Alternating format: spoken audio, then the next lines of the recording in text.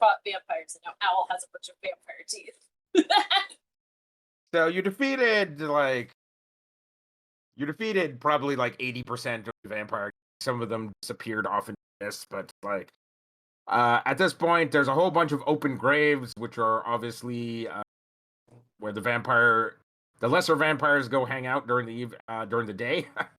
And see, and then there's a big cracked open mausoleum in the center, which is inviting you into the darkness. So are you going to explore these places, or are you going to call it quits here and head back home? That depends on if Owl is actually able to resist walking into the crypt. Because if I remember correctly, you were like, make wisdom saves to get if for a voice calling you into the crypt, and I think I made it, but someone failed. I don't know if it was Owl. I don't know if it was Krishana. I know someone was like lured into the crypt by whatever the voice was. I don't remember that. I was just making a joke that Owl was oddly fascinated by that. So there was no saving throws to get lured in. It was just Owl being dumb. That's just Owl basically saying, I was just joking that Owl needs to make a saving throw to keep from walking. Very inviting crypt. Like, it looks dark and dangerous. Okay, I need to go there. This seems like home. Makes me think of home. Oh my god, what the fuck happened? Okay, sorry.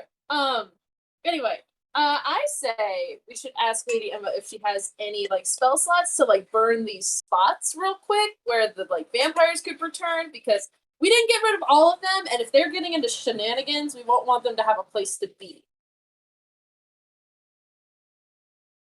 Okay, we're gonna try to burn their graves and coffins. All right, I need an investigation check for the lot of you. So everybody roll investigation as you look for hidden graves, hidden vampire coffin hiding. Oh no. Oh dear. Okay. Investigation. Oh, I have a nothing investigation. We'll see how this goes. Oh, that's a 10. I thought it was a 16. I was so excited. All right. Like, hey, I found an open grave. Okay, we noticed that. I got a 14. I got a 15, but I think my intelligence is -1. Let me check real quick. What happened to this?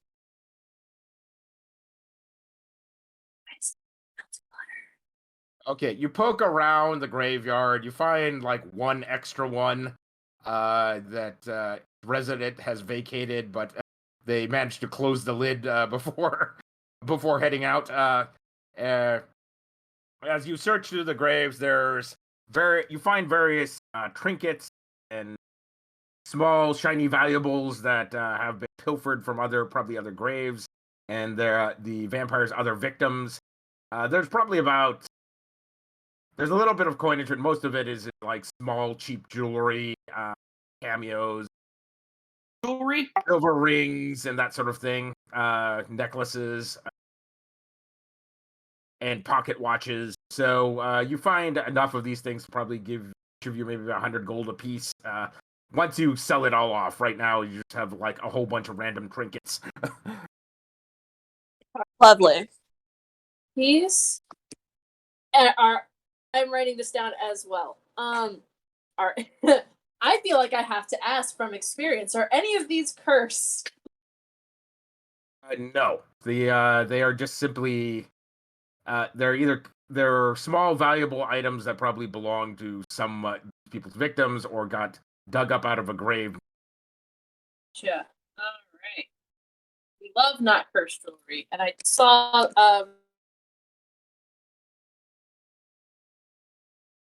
Brian, I saw that.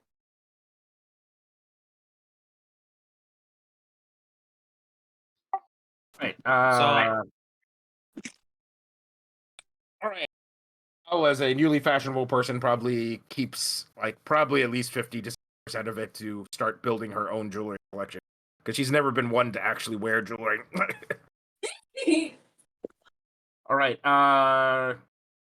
Is Lady Emma or Zumlar or Mack, Dirk, the type of people to wear jewelry? Not really. No. Lady Emma loves shiny objects. She's royal, but only like the really good stuff. She's royalty. Zumlar will only wear practical stuff that's practical, that actually has like a charm or like something that benefits him. So, all right, fair enough. So, you find like one or two cameos that look very nice. That have a sort of stylized. One of them has a stylized. Other has a stylized woman's face. But they're of quite good quality porcelain and ivory. You decide to keep those. The rest, you basically just huck in a bag. You huck in your purse, and to disappear into the bottom of your purse, probably found something. Okay, so that is what you find out and about in the graveyard.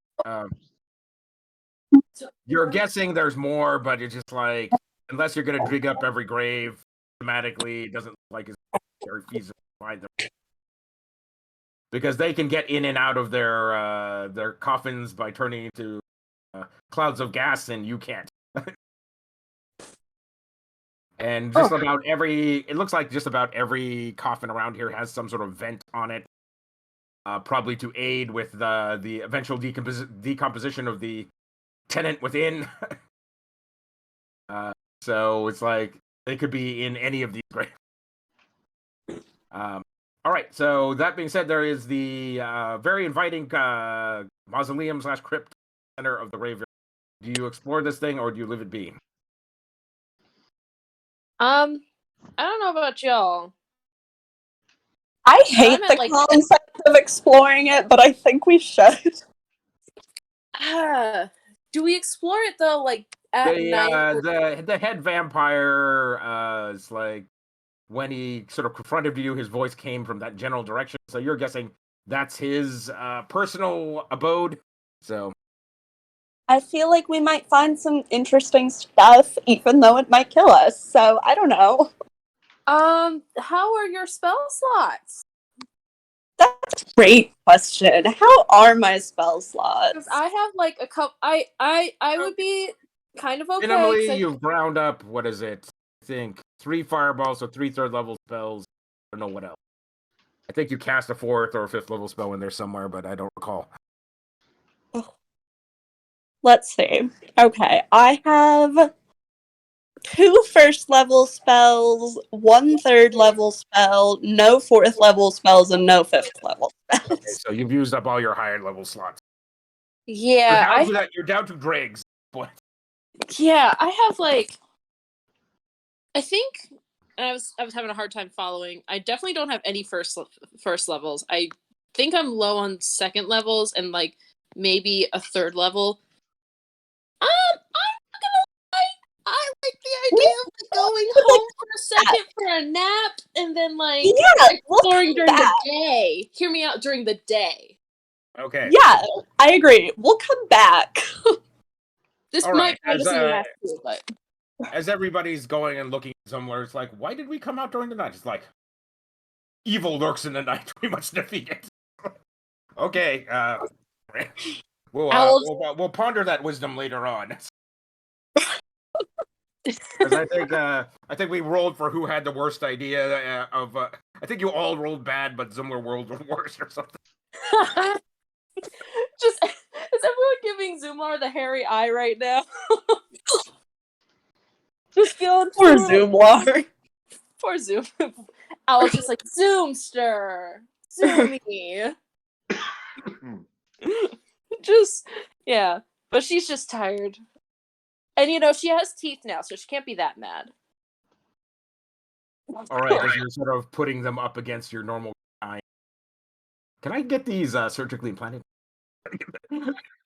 So, Mack has what he thinks is a bright idea. Are there any like flower shops or like I don't know, like sundry places where he could get like a little thing to put on the main table of our house? Probably not at like 1 a.m, but yes. All right. There's always picking your own flowers. Yeah, but we live in London, so I don't really know where we're gonna find any. Why do we need flowers? I'm sorry, I zoned out for half of that. Mack would like to bring something back for the nice house spirit that gave him apple cider and cookie. Mr. Mothman. Okay. And also, That's lovely. I do love moth. Yes. Did we also agree or not for having like a Thanksgiving sort of thing? Because that would be great for Thanksgiving, I'm just saying. I'm sorry. I don't want to completely derail things, but that was just something I was thinking about. We can do a Thanksgiving. Actually, Thanksgiving session would be this session, wouldn't it? We're after Thanksgiving next week. Gotcha. Okay. After Thanksgiving. Put a pin in it. Gotcha. Yeah. All right. So you're wandering the street. There's this sort of wretched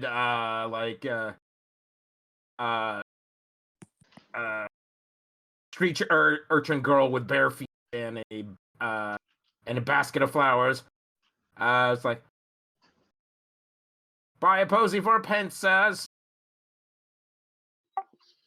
How many are in her As basket? you're wandering, as you're heading back to your apartment, back to your abode. How many are in her basket? If you bought everything, it'd be like a.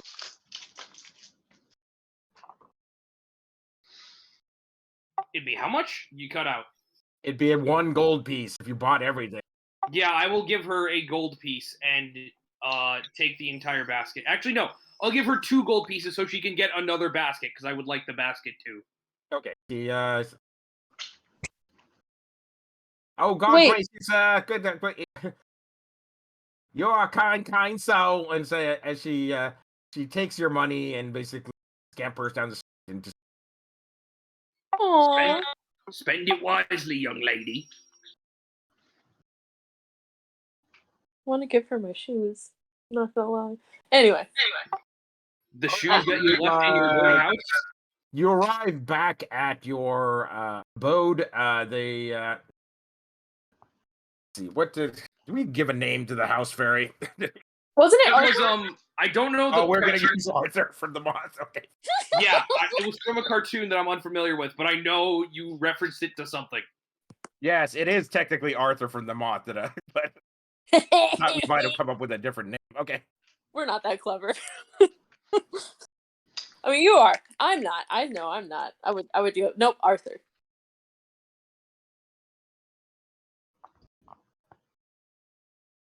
All right. The hearth is keeping chilly mist at bay. Quite warm and cozy inside as you all sort of like arrive with a sigh of relief. A little bit worse for wear as you eat milk and cookies, like next to the fire. Some of you sort of like simply fall asleep in the chair that you were like milk and cookies.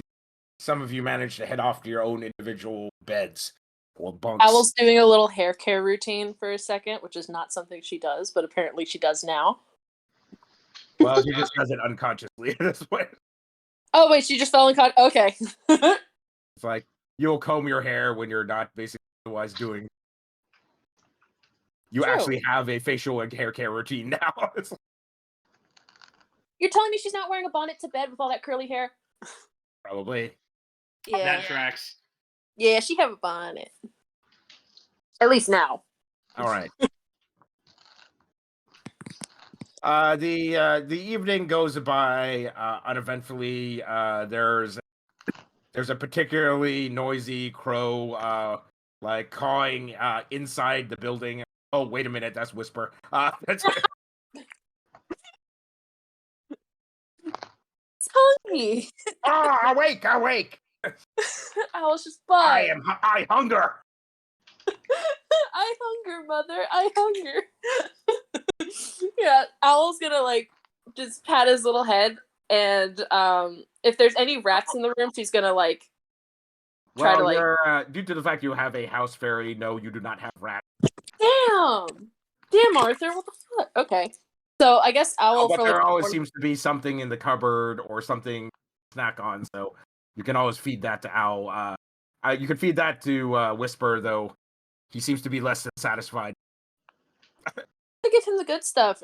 Owl will take a morning stroll just to like find some rats for him. Fair enough. All right.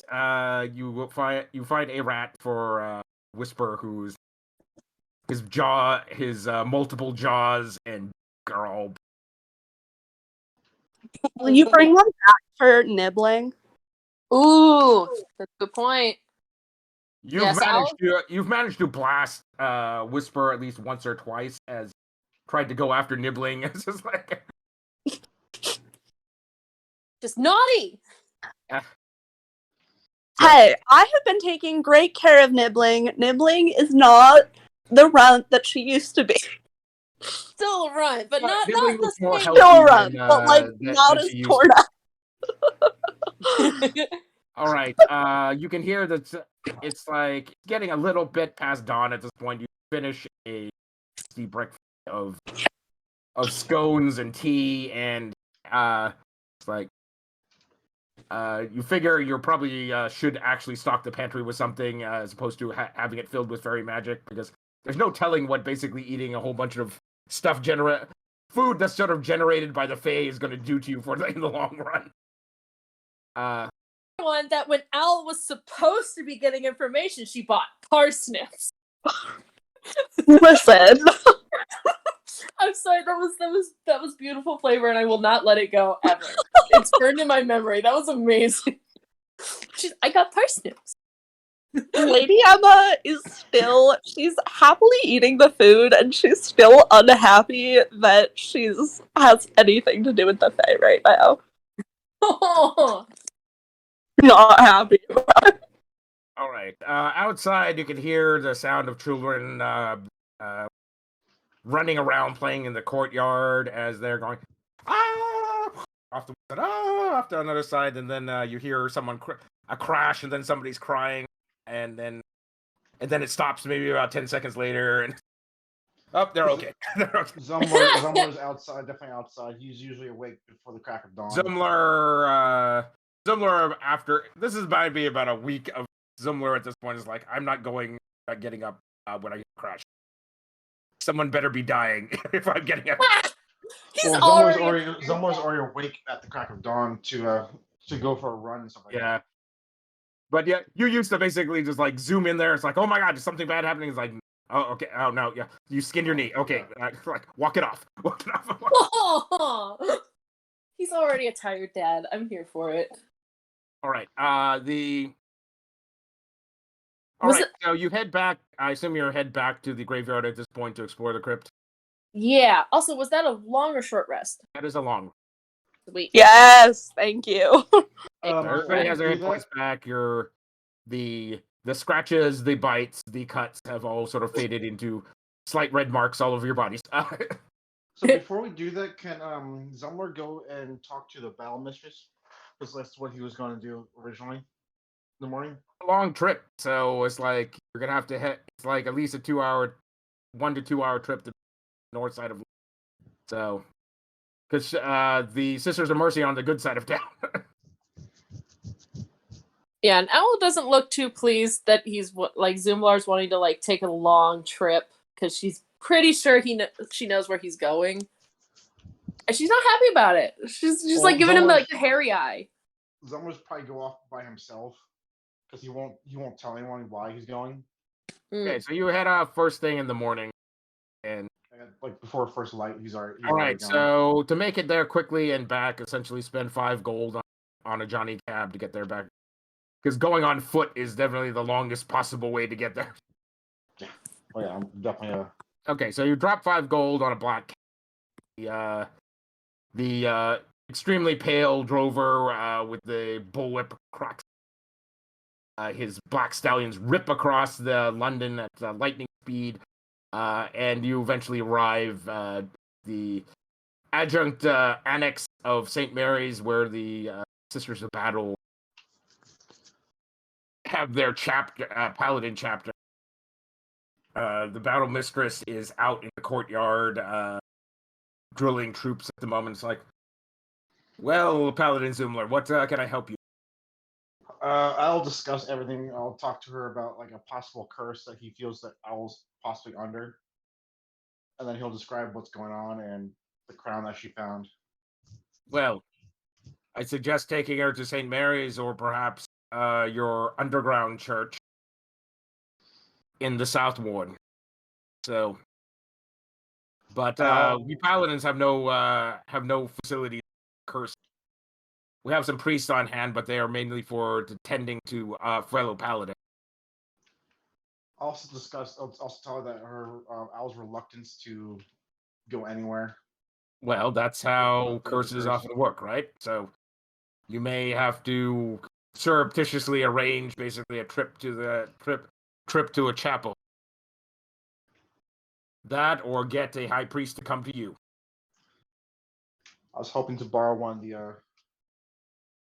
of the priests here. As I said, basically our host is for the treatment of basically members of the paladin host. So I'm sure St. Mary's might be able to spare a priest in high regard, a high priest. You were willing to donate enough, but we don't take any such donations. So Zumlar will go over to St. Mary's at this point. You sort of head next door. A young acolyte, a young female acolyte. Crazy enough, she has her head also shaved at the top in a monk's pate. You look at it; looks particularly ridiculous on this young girl. It's like, why didn't you join the nunnery and keep all your hair? It's like we're a new London, and it's like I'm as good as any man, basically in any position. It's like, okay, why would you do that to yourself? What? So he'll try to find the high priest and see if he can borrow. All right, the acolyte goes and finds her. She brings back the same high priest you know from earlier. He's like, young man, it is extremely, extremely early, and you better have a good reason to summon.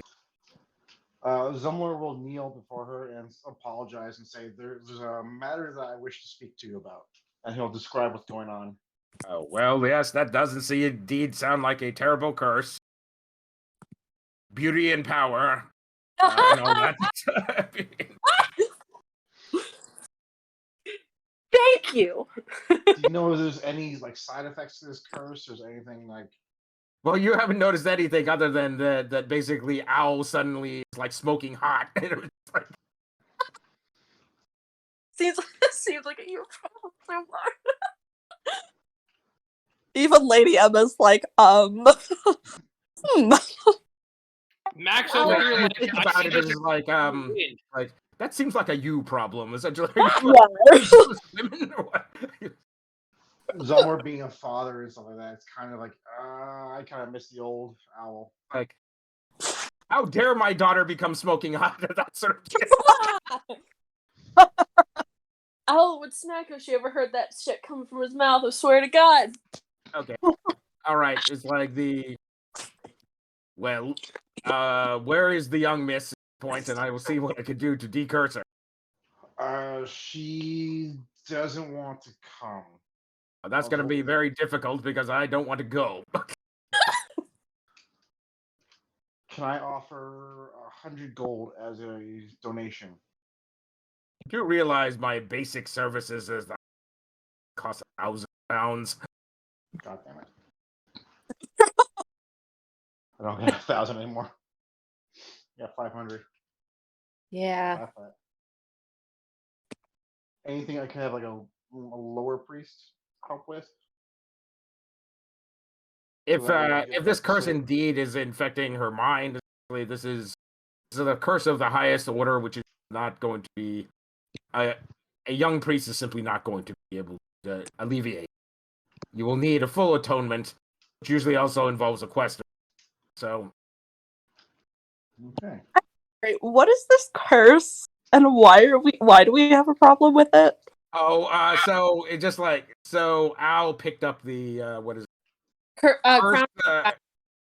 Crown of Beguilement, essentially, which is essentially sets your charisma to 19. Yeah, makes you Owl's a very, very beautiful and charismatic person. But the part that technically the rest of doesn't it's cursed. Yeah. No one knows it's a curse. Everyone knows that Owl's a slightly better speaker and slightly like holds herself to a better look. Well, I'm not. It's like dramatically night and day. You are like a much better speaker. You are much better kept than you used to be, essentially. So it's almost like you grew up overnight, you know. It's like hence why Zumlar is like, something's wrong. And what are the? Do we know what the bad parts of this curse I have no idea what the bad parts are. That's I don't why, think any like Lawrence why- has only talked to me about what the curse actually does. Well, I That's why gave you one what of the the reasons curse why I actually wanted does, just because that's between you and I. But it's just like Yeah. That's why I wanted the priest to come and take a look, because I don't know the bad sides either. Speaking of bad stuff, essentially, it's like, all right, so the high priest has laid out what's going to be required. You may want to actually try with the secret temple in the South Ward, where the worshippers of the old gods of Tir Nanog hold sway. The Hierophant or the high priest there might be able to help you out. But again, they're probably going to ask for something. It's like, and it's going to be dear and costly. That's the type of people they are. They're very powerful magically powerful individuals that generally expect to be compensated for their time. Okay, speaking of curse, Owl is Owl is sort of hanging out in the courtyard at this point. Like, she notices, like, off in the corner, there's two boys basically playing with matches, flicking them into a pile of debris and setting it on fire. It's like, it's damp out. Doesn't look too dangerous. Until it is dangerous, and you suddenly see the fire catches to a nearby building and begins to vigorously burn as you can hear some yelling from inside. That's like, Ma, do you smell smoke? No, it's just a stove. It's just a stove, little one. It'll be fine. Just it smokes a bit. Owl's I'm going. really sure there's a little bit more smoke than the stove normally puts out. I hate this. Okay. Sorry. As Owl walks up, basically goes to kick out the debris and kicks basically an ember right in through a window and into the house, and the curtains begin to catch fire as she just sort of watches it with basically morbid curiosity. It's like, Lord, she doesn't know why she's watching. It's like, shouldn't I be doing something? Maybe I'm dreaming at the moment. Yeah, is it if we speed past this a little bit to the end? It's like it's dark at home, and like I still see the fire sometimes, so I kind of want to move past this a little bit to like the end. Is that okay? That's all right. That's fine. I keep forgetting your house actually had a fire. Sorry. Yeah, I'm sorry about that. I should have chosen a different topic. It's good. You yeah, it's good. Yeah. Okay, so all right. Sorry. All right. Lady Emma notices Owl just like standing there in the middle of the courtyard, like staring off into the distance, stock still. It's like as if she's paralyzed, and she hasn't moved for about past 10 minutes. You go and look at maybe 5 minutes, and look at about 10 minutes later, and so she's out the window. She's still standing in the corridor, standing out in the middle of the courtyard. You do something about this. Yeah, Lady Emma because she works with so much fire, has a really sensitive nose. So she's gonna probably smell a little bit of smoke and, like, go out to investigate. And especially with Owl just standing there, she thinks something's up. Seems weird. Look around, it's just like, Owl is just mumbling under her breath. It's like, it's all on fire. Everything's on fire. And you're looking around, nothing's on fire. Going, well, there's people have like charcoal stoves, but that's not like fire.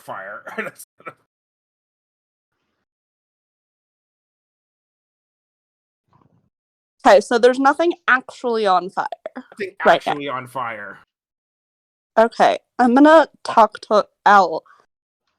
Owl, darling, are you And Owl doing just, okay? like, Al, you sort of turn around and like Chalk is like, it's like, the fire had spread to the orphanage, and it's like something bad is it's like, did I cause that? And then you're looking around, it's like everything's back to normal. Yeah, she's clearly having a panic attack, especially just being interrupted by Lady Emma. And she refuses to get close to Lady Emma. She's backing away. She's like, don't get near me, because she thinks she's done something wrong. So she's having a clear meltdown.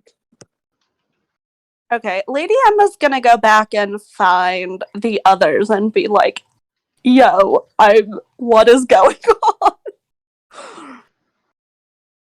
At that point, you'll probably notice that Zumlar's gone. Yeah, so Zumlar's gone. Is Mack still home? Yeah, Mack's Mack still would be home. home. Bree's still home. Lady Emma's gonna go back and talk to Mack and be like, hey, something really weird is going on. What is it? And he just sort of like wakes up groggy-eyed from his mattress. Well, Owl is standing out there, and she seems a little freaked out. Well, that doesn't sound good. I'll see what I can do. But I'll follow Lady Emma out. The Arthur, the house spirit, basically like levitates a saucer of a tea and saucer of a cup of tea into your right hand and some cookies. Take that out there. I found some cookies and tea. Always help calm mine. I love Arthur. Yeah, thanks. I think Arthur is the very first Fae that Lady Emma trusts. I love Arthur. He's such a good boy. Love him. All right, Okay, you, well, Lady you Emma arrive there with really some worried tea. at this point. Owl, I assume you take, at least unconsciously take tea and cookies and basically start sipping and munching. Or hear me, or because she like is kind of getting her berries together, could she potentially run away because she doesn't, like, she just needs space and she doesn't want to hurt her friends? Yes, you could run away, essentially. Yeah, she's just gonna blindly run. I'm gonna cause some chaos. You, okay, Al takes off and runs straight into the courtyard of the orphanage, realizes where she is, then runs into the orphanage, and it's like, and then basically looks at all the children who are looking expectantly back at her, and then they all look expectantly back at Al. It's like, you're pretty! As there's you have this small congregation of children that is freaking you out even more. I saw all you guys. Trying to make them go away. Oh my god. She's like, over there, outside, go play. Yay! Al's gonna play princess with us. It's like Oh. group of little girls and boys basically are all parading around you. It's like, and of course, basically in creepy little children fashion, they all eventually form a giant ring around you, and it's like, and sing "Ring Around the Posy." Oh fuck! Great. It's just like, she's just sitting there and she's like dissociating now. She's not mentally present. Okay. Can I use my message cantrip to send a message to Owl? All right, you get back. It's like, okay, what is your gibbery message back to Lady Emma? It's just echoes and the children's voices be like molding over each other in like a demonic fashion. All right, you get basically ashes, we all fall down. Ash. Oh, that's terrifying. I hate that. I hate it too. Okay. I hate when Alright, I'm gonna tell Mack what's going on. I'm gonna go into a I'm going downstairs for light. Emma is absolutely at a loss of what to do. Is Zumlar close enough for me to send a message to him? Oh, he's like miles and miles away. Okay. I think at this point I would be halfway back because I was. You're taking a cab back at this point after being disappointed. It's like, wow, this is gonna be expensive. Okay, I'm gonna cast Protection from Evil and Good on myself and Mack. Do you smell that? It smells like heresy. And I try to pick up Owl's scent from where. Okay, well, she ran straight towards the orphanage. It's like it's not pretty clear where she went. Far. So she's not super far. You eventually hear children clams like, "Ow, let's play princess!" Like, here, you stand in the middle, and we'll do a dance. And Owl's just And the only dance they know basically is like Ring Around the Posy. So that's like Anything that can help. There has to be. you two arrive, and Owl is like kneeling, like crying in the center of a ring of children, basically singing "Ring Around the Posy" and doing what their best imitation of a courtly dance. Usually she'd be having fun. Like, she loves to dance with children. She's basically a child, but right now she's crying. Oh, fun fact. Owl, I think you'll get a kick out of this, Faith. People with ADHD, when not on medication, are only effectively 1/3 of their total age. Shut the fuck up. I will kill I you. feel attacked. I'm going... Stop attacking me. Because I don't want to scar the rest of the group with what I've been thinking this past week, but you are on a list, sir. I say this because we're all in this together. Okay. I have lesser restoration. I'm assuming, let's assume at least you go up and up and comfort her. Oh yeah, get her back to the house. Mack is going to do something he wouldn't normally do, but can't really think of anything else to try. He's going to get on all fours. Like he runs on all fours like a beast, like a worgen. He's going to like walk up on all fours and just sort of like nuzzle Owl's face and like not try to get her on a level, just sort of like be like, "Hey, I'm right here. It's okay." Yeah, Owl's going to pet him, but in the way that, like people do for their service animals when they have like PTSD. Yeah. I'm not a person right now. I'm right here and I'm supporting you. All right. I have a question. Right. You sort of like you're basically absent-mindedly petting Mack at this point. Can Lady Emma use her lesser restoration celestial legacy on her? So what are you trying to do? Well, I was wondering if the lesser restoration would help with this situation. Sure. You could give it a shot. So give it a shot. All right. Owl feels a lot better. She's sort of like wondering why she's like kneeling on the ground crying at this point. It's like has no memory. Owl's like, going, but why? Why am I here? Owl's just dazed and watching the children. Just, what? Okay, darling, let's go back home. Come on.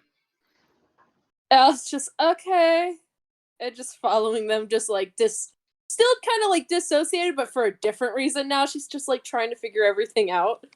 Perfect. She's always dissociated. I'm not gonna lie.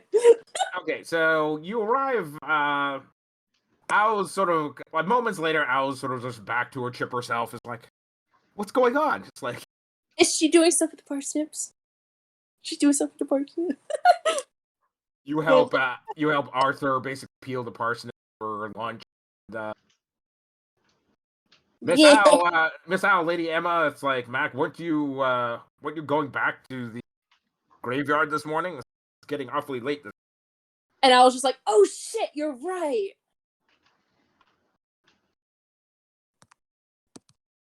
All right. So Owl's just gonna try to like, hey everyone, we all good to go to the crypt?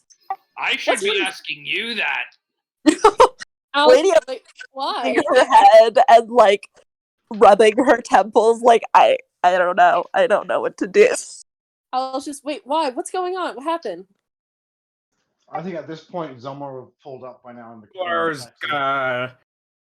the black cab comes to a screeching halt in front of your residence, and Zumlar pops out. It's like, so, everyone, I was cursed. Pardon? Lovely. He'll describe what the battle mistress and the priest told him. A curse of that I'm pretty and I have charm. Oh no! There are also possibly bad side effects that I want at least you to look into and come to at least come to St. Mary's to investigate. well, you gotta remember, Al isn't basically a Christian either, essentially. So your better bet would be to go to the secret here, because neither of you are Christians. Like, going to the Christian church basically makes both of your skins crawl to begin with. Zumlar Zumlar respects the Sisters of Battle, but he does not. They are also part of the conquering force of Nogs. Like, it's not, you respect them because they're also holy warriors. You don't respect them because they're conquering warriors of your home. So yeah. So we'll go to the Church of Nog. No, we won't. Al is still resistant, right? So it's like, okay. So I asked, has anything happened since I was gone? Not really. Like, nothing happened to her, or? I mean, I've been asleep this whole time. Lady Emma? Lady Emma is just like that. She's just tired and confused and just wants Owl to be okay. Yeah, Owl's like, she's walking around like she's fine now. She doesn't remember what happened.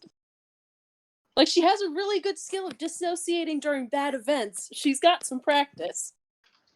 So Zumlar raises his eyebrows like he knows something's going on. Lady Emma's gonna tell him what happened.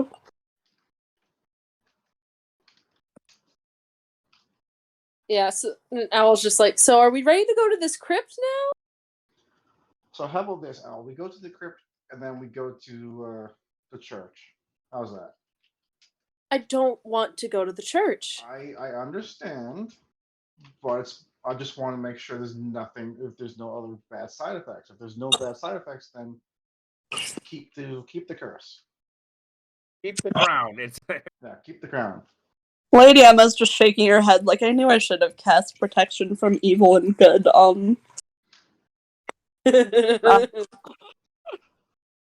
Yeah, she's like, I don't know. Let's just go check out this crypt so we can get these vampires taken care of. We still had 20% of them last time, remember?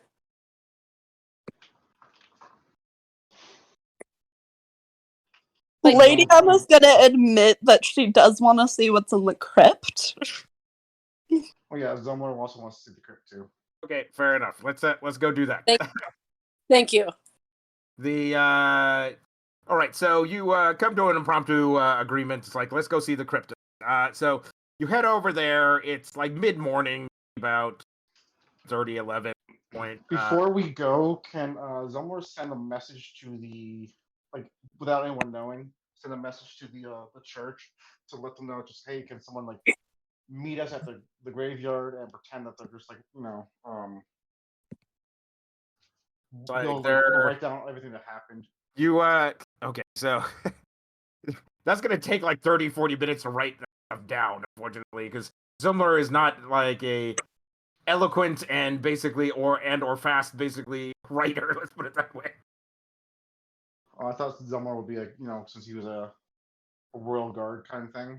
Yeah, you're a court man at arms. Unfortunately, you do not.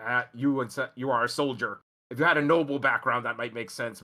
As a soldier, basically, I defend the realm essentially versus enemy, and I don't do the diplomacy part. So. But you write basically a short missive, have it sent us like, I need a priest. I need the priest from the old church graveyard. We may have need of you both to remove a curse and to rid ourselves of any remaining vampires in the graveyard. Send the most powerful priest you can, and you send it off with one of the orphan kids over to the old church. So Zumlar will tell everyone about that he's sending for a priest to help us with the vampires, but he won't say anything else. And that makes sense, right? Okay, so you head off. You arrive. The priest hasn't arrived yet, but it looks like eminently safe during the day. The mist has like all boiled off. It looks like just like an old graveyard that has like been probably about 50% ransacked by grave robbers. There's like there's open graves, crypts all over the place where where irreverent people have basically dug up graves. It doesn't look like this graveyard has been in the daylight. It definitely looks like this graveyard hasn't been used probably the better part of a decade, because it's like there's just no new graves. All the current graves have like large amounts of moss, dead flowers, weeds growing over them, as if this place hasn't in a long time. I.e., it's no longer hallowed ground. So the crypt, just as before, welcomes you to its dark depths, as there's a large sort of off-white stone building, sort of Roman colonnades, and sort of slightly onion-domed white marble cap on top with a interesting-looking weather vane, or maybe that's a lightning rod that sort of looks like a compass point, except it's made of lightning bolts. Okay, so the front gates to the mausoleum are ripped off the hinges, lying on their sides to either side of the dark. As you sort of look in, you sort of squint between the daylight, and the sunlight, and the darkness. And dark vision isn't resolving anything. You're gonna have to let your eyes step in and let your eyes adjust first. So right now, it just sort of looks like a black veil over the front of this place, because dark vision can't see in there at the moment. Oh shit! This could she cast daylight? Oh, okay. Well, help with this a little bit. You could just cast a normal light spell. You don't actually have to use like daylight is an expensive use of a light for just lighting stuff up. Let's put it that way. Wait, so she's gonna cast light on her sword. Got it. All right, you cast light on your sword and like shine it in there. There's maybe about 10-15 feet in is a large sarcophagus, topped with the carving of a knight in full armor with a sword, basically pressed to the breast. It's all made of stone, so there's not a sword actually. And it's slightly off kilter. Like there's maybe about like 6-inch gap on the side where the thing is turned maybe about 15 degrees. And on the far side, you can see the mausoleum wall, where there's just like dozens of neatly tiled like 2x3 foot panels with various bulls, brass plaques labeled on the wall where the dead would normally be interred, but every single spot, like dozens of them, are all filled, like the name on every square, as if this mausoleum is completely full. You're looking across some of the names. They don't seem to be related to each other in any way, but you can see like there's a couple swaths here that belong to Smiths, another group that belongs the Carters. So these you're guessing these are probably well-to-do merchants at some point or another, because their craft right name essentially is their like surname. All right, but all of them seem to be full top to bottom. All right, so that is what you see in there. There's a couple sconces around that probably had magical lighting in them, or maybe gas lamps at some point, but they've long since been like burnt out or damaged, so they're just like little black scoops out in the wall. All right, so that is what you see. All right. Zumlar will walk over to the coffin. Okay, you walk up to the sarcophagus. You sort of shine a light in through the small gap. There's a velvet-lined coffin, good repair, side that is slightly ajar. So maybe like 2 or 3 inches. It's open about 2 or 3 inches. But yeah, there's a beautiful black lacquered coffin there with red velvet lining that is slightly open. But you need to get off this copper off of the sarcophagus first, which looks like it's going to weigh a neat ton. So it's like it's heavy. Zumlar could take it. He's fine. All right, you start heaving it off. As everyone hears his back break. All right, give me an athletics check.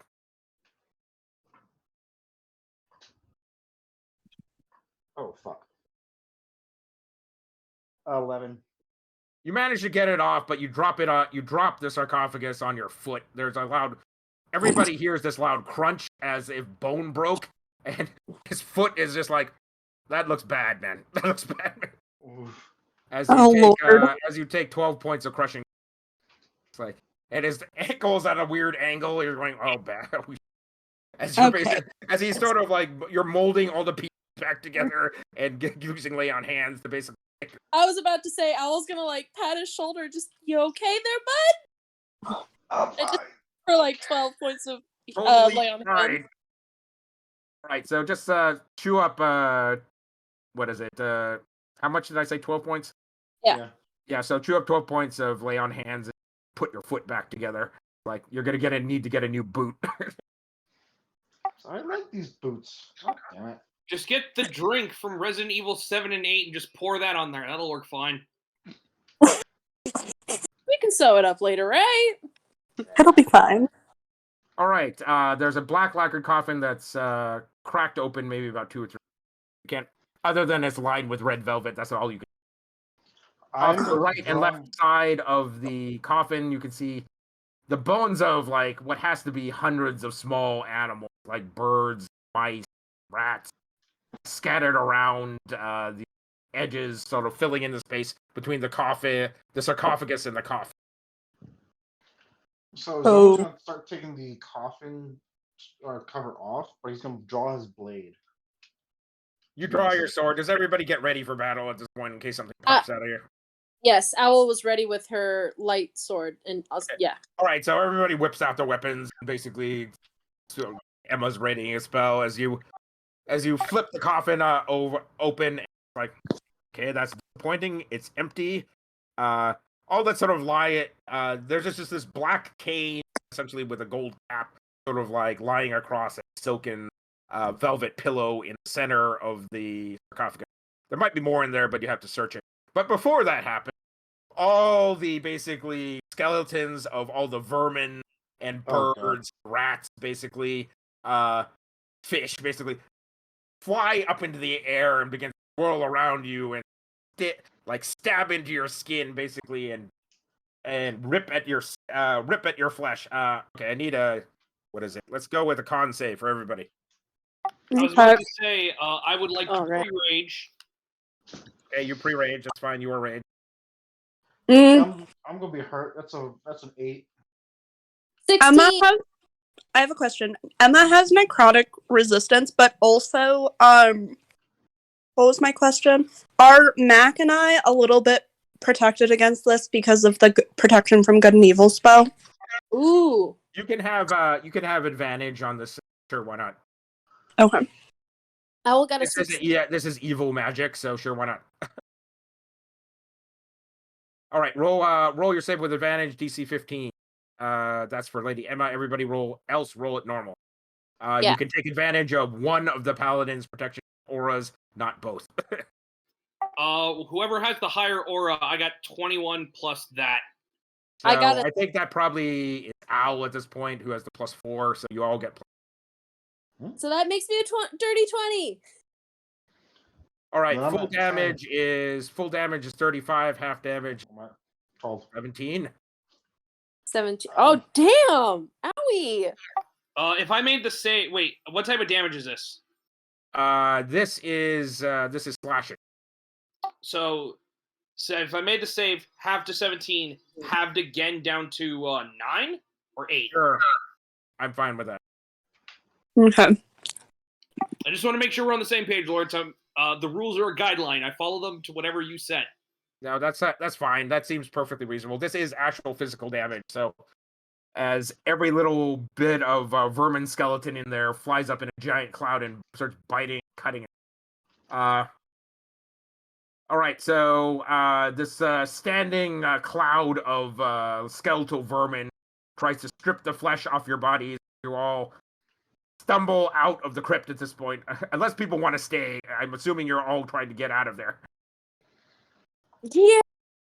Okay, Yeah. all of you stumble out of there. Basically, the swirling cloud of vermin doesn't seem to want to basically follow you out in the sunlight as you're all like cut up and bleeding from like dozens of tiny wounds all over your bodies. You're glad nobody lost an eye, sort of deal here. Zumlar's having an off day today.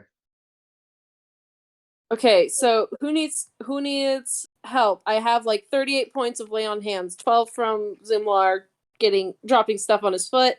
Who needs help? I also have myself. Did anyone not make the save? I didn't make the save. But Zumlar I didn't. have hands. Okay. So I have 38 lay on hands I could give someone. Okay, so Zumlar took the full 35. So Zumlar is like missing like large patches of flesh where you can see muscle and tendon in some places, and even in some other places you can see bare bone where it's like parts, like a big chunk of his flesh is torn away from his skull. All right, I'm gonna give 35 to Zumlar, and then he can use what he has for everyone else. Is that okay with everyone? It's reasonable. Yeah.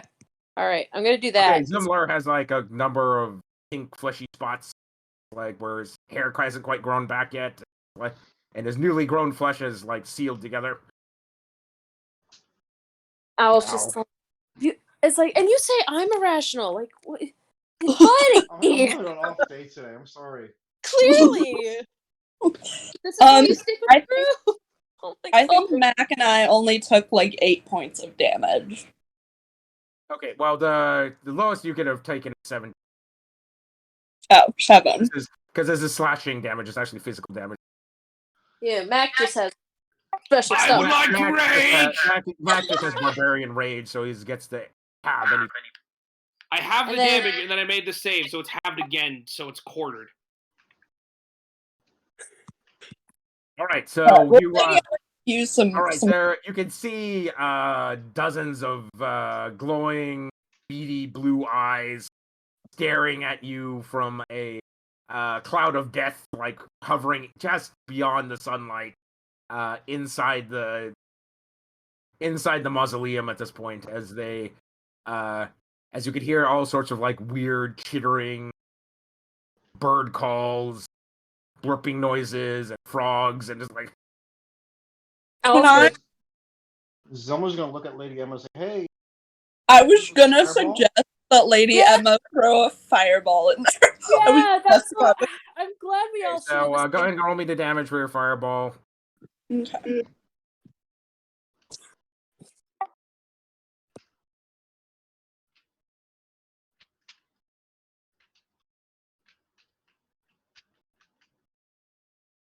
$27.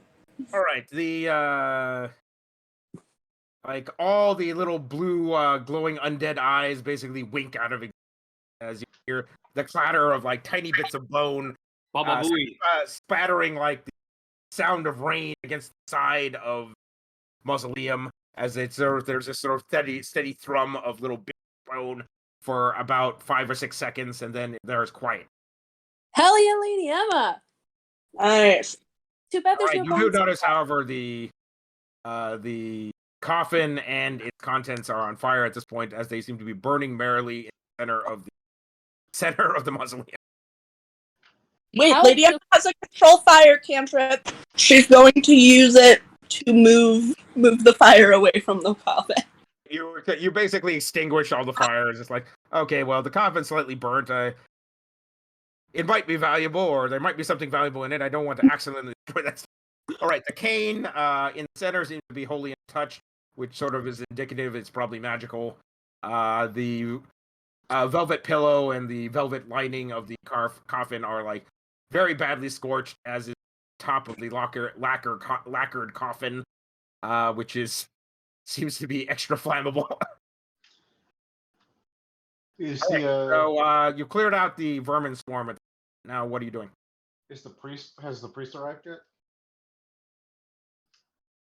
Are there any little You bits hear of from frost? you hear from far behind you at the edge of the graveyard. It's like, hello. It's like, I heard an explosion. Did something bad happen?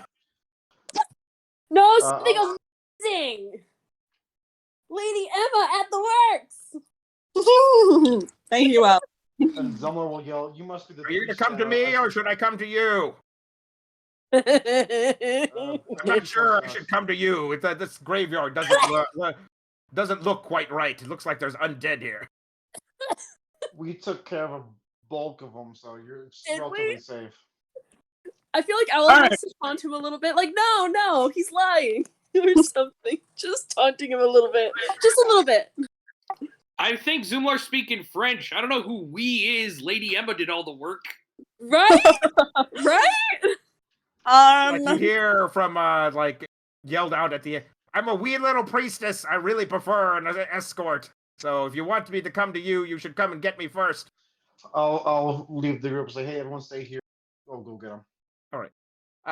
You're looking around for the priestess for like maybe about a minute before you realize it's Gnome. That's like she stands well below the level of the gravestones.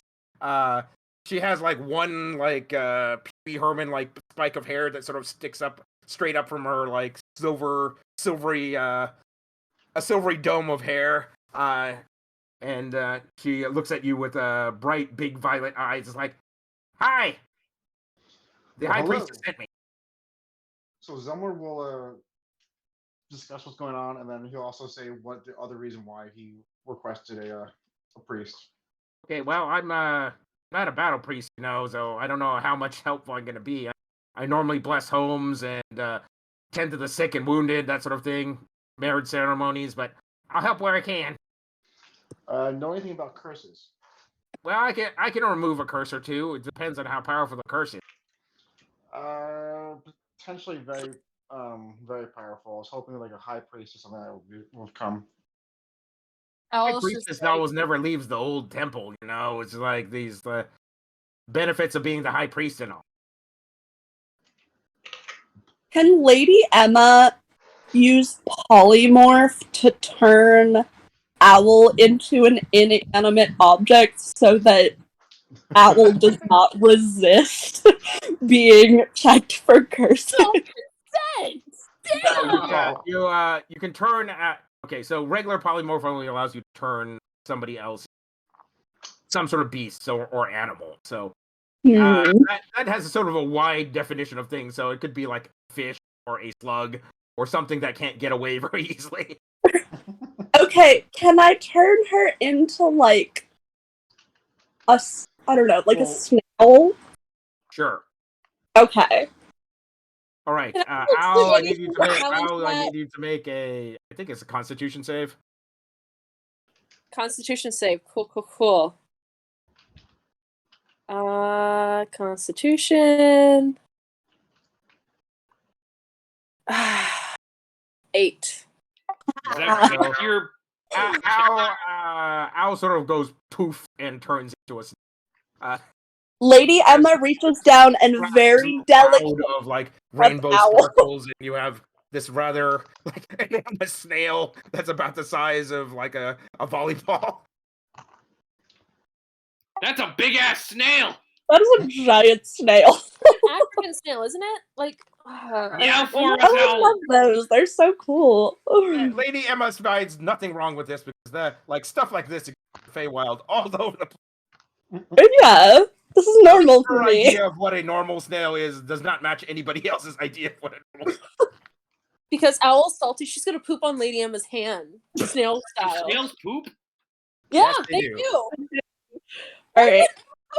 Lady Emma is going to wipe it off on her pants and just sort of like pick Owl up and carry her. And about this period of time, Zumlar arrives and it's like looking around with the gnome priestess in tow. It's like, Where's the owl? Owl's gonna cause a sensory issue and start licking Lady Emma with the pointed, like the spiked tongue that all snails have. Lady, joke's on Sensory you, issues Owl. engaged. Lady Emma loves cats, so she's used to that feeling. No, I'm telling you right now, if you have not been licked by a snail, it's a very different feeling. Lady Emma has no problem with it. This is normal for her. all right, Lady Emma, make a con save because for whatever reason you decided to turn her into a poisonous snail that you just thought they were kind of cool looking when in the Feywild, but you never actually knew whether or not they were. Just rude. Okay, fine. That is rude. Con save. Oh yeah, and it was so polite to turn me into a snail, and I did not ask to. You did not have my consent to polymorph me. I literally said I do not consent. Y'all I got an suck. 18. Okay. All Damn right. You set the owl down on a tombstone at this point as you wipe the rest of the psychedelic slime off your hand. As you're going, wow, man, these tracers, that's some really strong stuff. As you're seeing tracers. Someone's going to ask, where's Owl and where'd you get the snail? Lady Emma's just gonna point at the snail and shrug her shoulders like. As the gnome priestess, well, I see your problem right there. She got turned into a snail. And Lady Emma sort of glares at her and is like, that is so not the problem here. I look at Lady Emma's, why did you turn into a snail? Because she didn't want to be decursed, so therefore she would have run away. I thought this was a better option. In fact, like Owl is very slowly running away at this as a. Like pops off the tombstone, is trying to like roll herself back. Mack is just At this watching point, her basically, go. as soon as someone basically comes up to her, she like sucks herself all the way into her shell. Like, Yeah. Oh So my Zoma's god. gonna pick her up and like, I guess we could take her to the high priest like this. We have about an hour. I like Zumlar too. I'm not kidding. I'm a little salty about this. I'm sorry. No, you're not. Don't even No, pretend I'm you are. not. No, you're not. okay, so all right, so It's like you Zoma want me was to like, try to cast curse removal on your friend there? Yes. she has Yes, a we do. higher grade. So I tell Lady Emma that he or she can't do the higher curses. That we have to take Well, her I to, can give it a try. It's not like I'm incapable. So I'm gonna have the priest detect what the curse is because we don't know what it is. Okay, well, here. Let me give it a try here. She puts her hands on on Owl's rainbow shell and mumbles something in the like sings this incredibly high pitched sing song prayer that in Gnomish, and eventually and the whole shell sort of resonates. Owl is going oh inside the shell. And then there's this incredible blast of like black magic, basically whooshes out from the shell as Owl sort of transforms back into her beautiful self, except she has a slight oily sheen to her whole body as she oiled herself up, and stands regally on top of the grave as the gnome goes flying like 20 feet over in another pile of graves over there. I need deck saves for everybody. Do I get Including advantage Owl? on this? Does Owl need to do a dex save? No, of course not. You're the source. Wait. Do I get advantage on this? Is this Yes, something you see this coming. It's like Mack is going. This is something shitty is going to happen just about now. Dirty 20. 16. Zumlar manages to basically pull up his shield and shield himself before the blast washes over him. Lady Emma, this is technically a necrotic damage, so you are. Oh, great. Beautiful. Okay, so it's DC 15, dex save, and full damage is 25 necrotic or half is. Okay, so what does Lady Emma get? Lady Emma, you just need a normal save, which you make at this, and then so you take half damage. How much was you take full? a quarter damage because you are also. Okay. So you take 6. All right, Lawrence, so how much Lady was Emma full? basically gets a slight wrinkle on her. It's like, Lawrence, how much was full damage? full damage is 25. Got it. Lady Emma, is Owl still as gorgeous as she was before? Yes. Lady Emma's gonna immediately cast polymorph on her and turn her into a snail again. Don't forget to You add didn't learn your lesson the first time? Listen, we need to get her there somehow. Do I roll a Constitution again? Don't forget you have +4 to your aura protection Oh, on top of your. Okay. So most of your saves are like +5 or so. I rolled a 1. So I have a 7 + 4. So yeah, that does not pass. So you still poof. All right. What random beast are you going to turn Owl into this time? Oh, I'm just gonna turn her back into a snail. Okay. Are you going to turn her into a terrestrial snail or still a weird fairy snail? Like a normal terrestrial snail, and actually like one of the not one of the big ones, like one of the little ones. So I can carry her to you take the high normal size snail with still has a rainbow shell, but it's still a normal.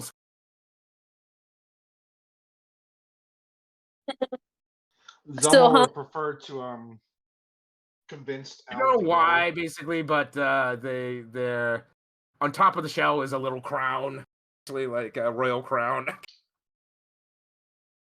Mack appears from over like a crumbling pile of tombstones. Is like, why? Lady Emma is going to look at them and be like, look, I look young. I'm not that young. I don't have time to go into it, but I've seen like weird stuff like this before, and after watching Owl, I don't think we're going to be able to get her to the High Priest, and we really need to deal with this. You hear from over behind a pile of gravestones, I'm still alive! From the gnome. Could be better. My leg's broken. Aw. Owl's not gonna give anything on Hand's Pool. She's mad. Mack will go run over and go try to unbury the gnome and say, I was trying to catch her like a football, but I had to dodge the fireball first. And I couldn't. So there's a giant burst of like negative energy, like black magic that washes over everybody. Some people are like more hurt than others. Like Lady Emma slightly perturbed. It's a wrinkle. I've never had a wrinkle before. Looking at her. Mack got the wind taken out of him.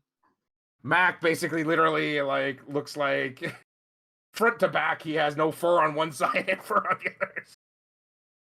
I just I know what it is. All the fur on your front is basically silvery and gray. There you go. God, I am so cursed. All right. Lady Emma's looking at everybody impatiently, like, are we gonna go see this High Priest or what? All right, All right, so I need someone to roll me 2 d20s for the trip over. I vote that the lucky bastard roll these. Hey, I've been rolling like 2 and 4.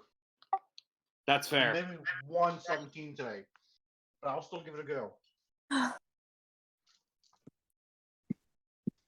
Alright. Okay, let's have Owl roll one of them because that's just, it seems right for that Owl should roll for random stuff. Fine. That's fair. Fine. Well, I got a 19 for one of them, so. 16.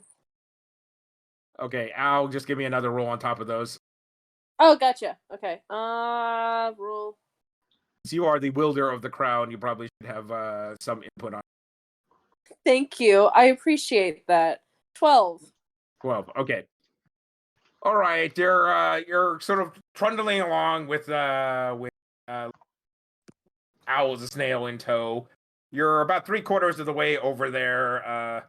You're in sort of the worst slum of the slums. However, this is where most of the fairies, the actual fairies like sprites and spriggans, pixies, elves, and that sort of stuff. They're all dressed like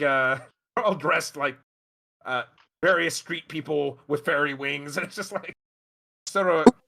This is still a sight Zumlar still can't necessarily get used to because these people would normally be, even the lowest of fairies would normally be dressed in great finery, but it's like here, no such luck. Basically, everybody's a beggar in a pen. Lady Emma's gonna start talking to Owl as a snail and be like, I am so gonna get kidnapped here, and like you should be so grateful that I am doing this for you. Owl's going to poop on her hand again. It's Zumlar who's carrying you. Oh, but she's gonna poop on Zumlar's hand. She's just gonna turn her back to Lady Emma. She's not listening. Hey, Like, Lady Emma, I need a perception check from you specifically. Perception check to see if there's poop on your hand. Oh, God. No. All right. There's something else for Lady Emma specifically. I got a 14. You begin to notice some people. Do you actually disguise yourself or? Probably yeah. Let's assume that I'm disguised. Disguise kit or like change self or some way of disguising. That's a great question. Let's see.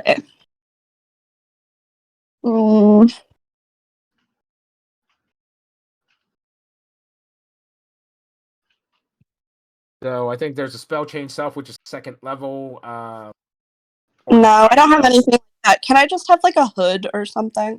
You pulled up your hood all the way, but you notice some people catch sight of your face and are doing the oh, who is that? Like, isn't she looks awfully familiar as several people gawk at you. Can I hear them gawking? Or no, not at all. It's just like you are just concentrating on keeping Owl from squirming out of your hand at the point, trying her damnedest to flop off your hand onto the street.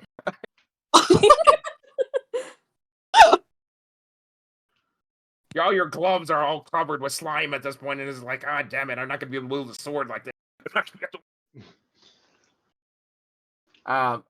Okay, so Lady Emma is going, this is bad. It's like some of these Fae notice who I am because some of them are old enough to know who you are. Oh God, that's terrifying. Okay. You arrive at the Temple of the Old Gods. The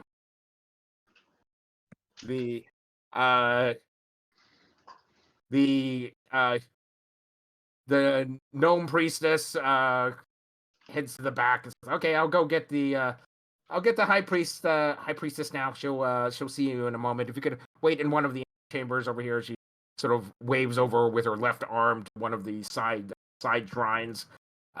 This one to this looks like a shrine to Rilliphane, the goddess of the woods and secrets.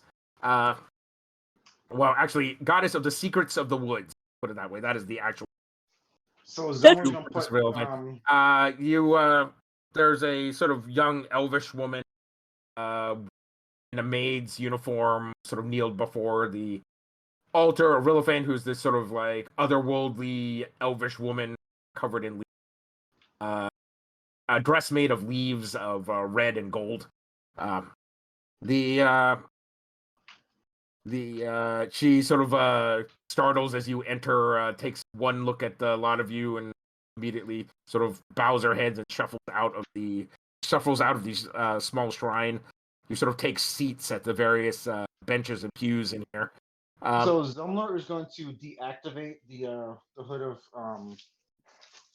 disguise that he has, or the hat of disguise that he has, so to show the armor. Right. So there's some murmurs of deference. It's like the old gods bless you, Sir Knight. You as they sort of pass on the way out. Moments later, the steely-eyed gaze of the elder high priestess arrives. She would look entirely human if not for her like slightly bobbed ears. So it's like she might be half elven or some other fey race that like looks more human in nature. She's very slight, maybe like no more than about 5 feet tall, wearing sort of a simple gray. Her steely gray eyes sort of immediately fall upon Zumlar, and then immediately fall upon Lady Emma, and she notices who's under Lady Emma tries to like shield her face. Hood's like, I didn't know we were receiving royalty today. Zumlar will immediately kneel.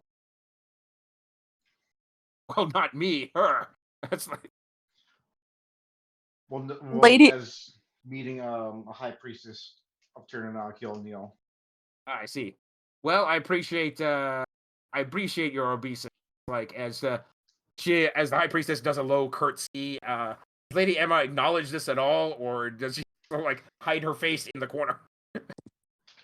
Lady Emma's going to be like, tell her that we don't have time to deal with me, and that's not why we're here. And explain that her friend, who is currently a snail, is like has a really terrible curse on her. And Owl's just trying to like smack herself into like Zumlar's armor to break her shell, or trying to get towards like Max to be accidentally stepped on. Right. About that period of time, like Lady Owl manages to take a flying leap off of Zumlar's shoulder. How does she do that? Zumlar's going to try to catch her. Roll a disadvantage, basically athletics. Try to Athletics.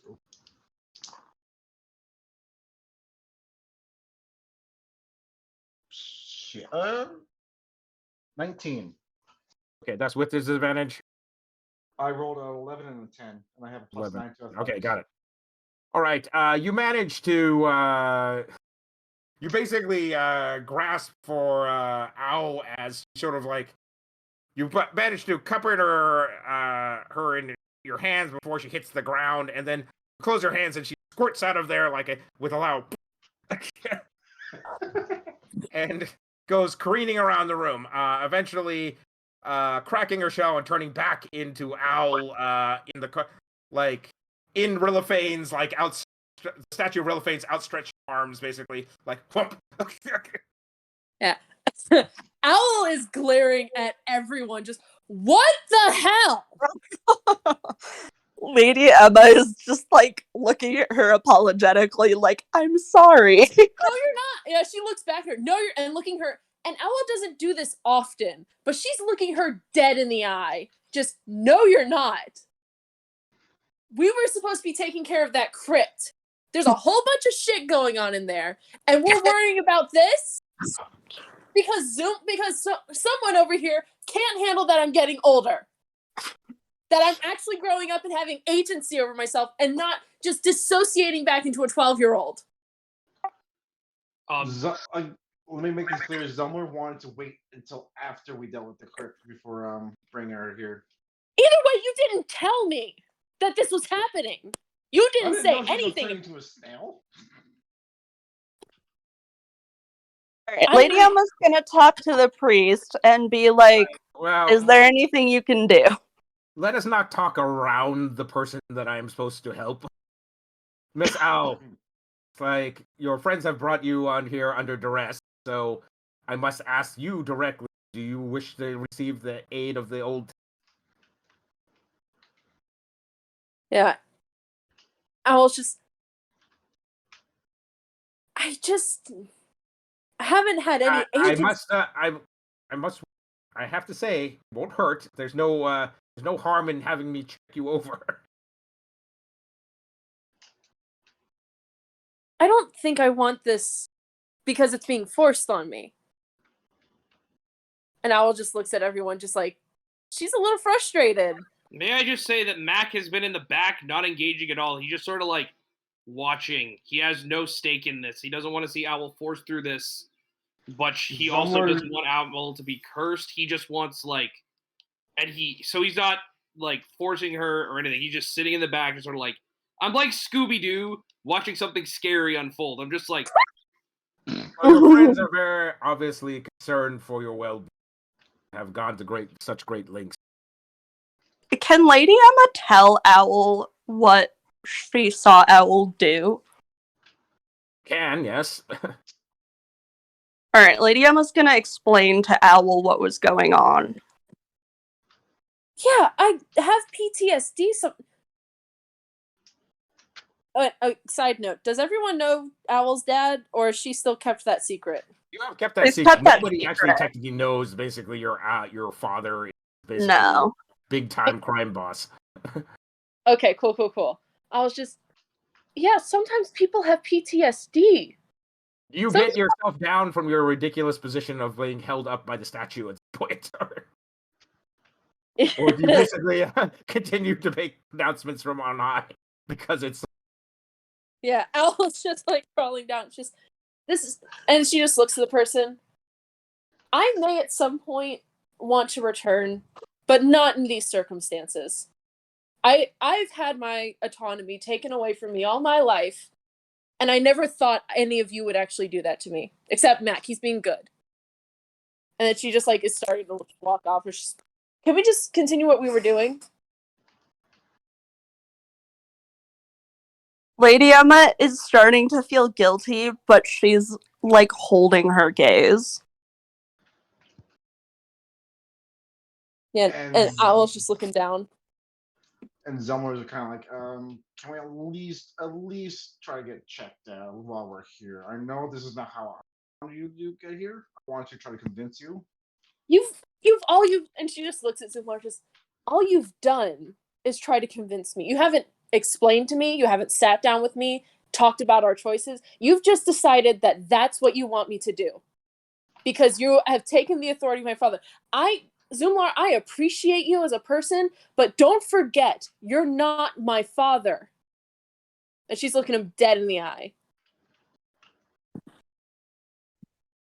You don't make decisions for me. I'm a grown woman. That's why I wanted to try to convince you. I didn't want to bring you here under duress. That's all you've done. You've never explained to me. When I asked you, why are we doing this, you said, because I'm your father. That's not a reason. No, I don't want to do this, because this is far enough. I'm pretty sure Zumlar discussed with her why. And I must respect the young man. He does not seem to be in any immediate danger, so I must respect the young Mrs. Wishing. This is the high point. I will just look over. Someone does. Our time here is done. Now Zumlar is staring daggers at Lady Emma. And I was just gonna look. Oh, don't give your friend a dirty look. She's been trying to help you with this too. She just used your methodology. This is not my methodology at all. I want you to come on your own. How many times you've tried to drag me, and how many times you've been doing this behind my back? I haven't tried to drag you at all. I've been trying to get information. I was just she's done. She's walking away. Okay. All right. We eventually all return back to the mausoleum at the point.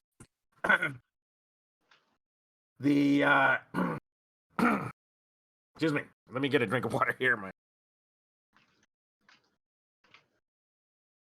Sorry, yeah.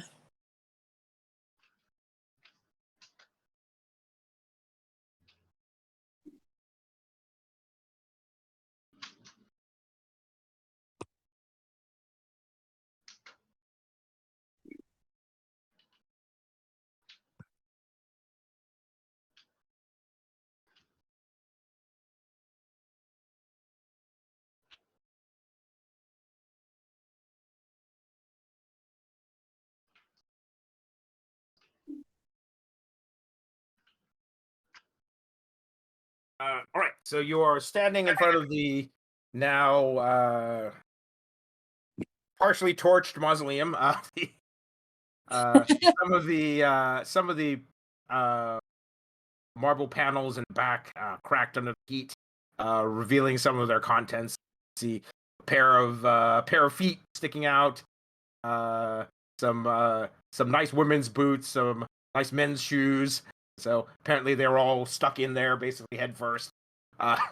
And the cane, miraculously, even though it's maybe about an hour and a half later, still sitting in the casket. Perhaps people have a great fear of coming to the graveyard with good reason. Okay, and so that's what you see so far. So search the casket, you search some of the cracked open mausoleum crypts. What are you doing? Is the priest still with us? The priest is like, well, I can return with you. Do you need my assistance? I do need to basically charge you all 300 gold for the service call. I'll pay for the service call. So All right. I'll have the priest try to identify the cane. All right. Well, that's about my specialty. Perhaps your lady wizard could help you. Lady Emma is glowering at this point. But I will roll for Arcana. Arcana or History? Arcana is identify. Well, to try to figure out the base. Still need to cast the actual identify in order to know what it does. I got a 17. All right. The basic things you notice it must be a magical rod or a wand, you're guessing. Could be a very short staff. But it has arcane power rippling through it, so you're guessing it is an arcane implement of some sort. Minimally, it can be used as a focus. Maximally, you're gonna have to identify it to see if it has power. Okay. I do have a legend lore spell. I don't recall. Where did you get what gives you that ability? It's just one of my spells as a wizard. Oh, you must be one of those. Actually, I don't. Yeah, I'm an evocation wizard. So okay, legend lore isn't part of evocation. Might get that for a different. Oh. So that must have come from something story based that I forgot what it was at this point. So. Here, let me see if I can I don't know. I don't know if I can share with you what it does.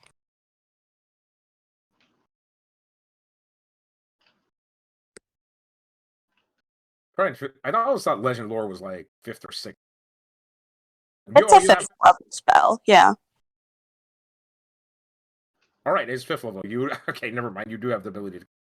All right. All right. You need to chew up. All right. You need to chew up 250 gold to cast the spell. Okay. Full legend lore will basically give you both the history of the object and what it. People who have owned it in a brief. Okay. All right. Let's see how long. 10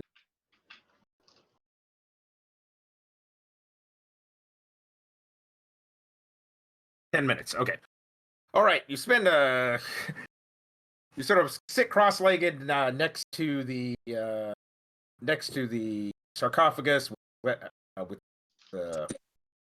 the gentleman's cane in your lap and start pondering it. You get images of the history of this item. Is it was handed down to the vampire captain of Night Watch by Benedict Davenport himself. Benedict Davenport acquired this in a far-flung kingdom that seems to be out of space and time, known as Barovia. Also known as the demi-plane of Gred. It once was. This cane was once wielded by the vampire lord Hans von Zarkov. Hans von Stroud in basically this kingdom called Barovia, and it has the ability to leech the life from the living and grant it to its wielder. Oh shit. Wait, I'm sorry, I missed that. What was that? So it effectively has unlimited life. That's cool. So it has no charges. You can just per round continue to drain money and add it to yourself. That's amazing. All right, Lady Emma's definitely keeping that. I feel like the squishy wizard probably needs that more than the meat wall of a wolf, man. Yeah, no, that's really cool. Okay, I have to write down what it does. Will you say that one more time so that I can memorize it? My brain does not work. It does 3d6 worth of life drain, so they take that damage and you heal it up. Oh, okay. And has unlimited charges, so you're just there's no charges. You can just do this as you like. Okay. I get to do 3d6 of healing. Yeah? How do I write this? Alright, so you have the Cane of the Vampire Lords. Okay. Cool. Thank you.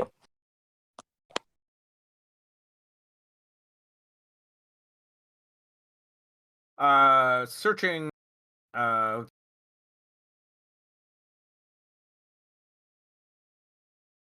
the priestess basically. Oh, wait a minute. I should have checked if it has a curse or not. Hold on a second. I can do it after the fact, I guess. Yes, it's cursed. I'm sorry about that.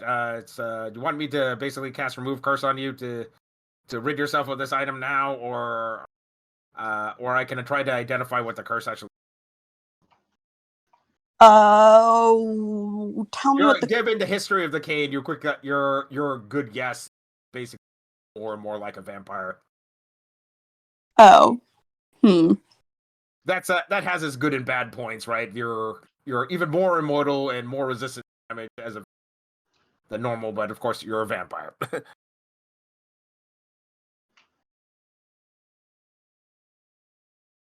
I'm still me though, right? You are still you. You still have you are not normally taken being a vampire. Basically, you are a form of undead. You are affected by anything that might affect undead, turn undead, and holy attacks and weapons.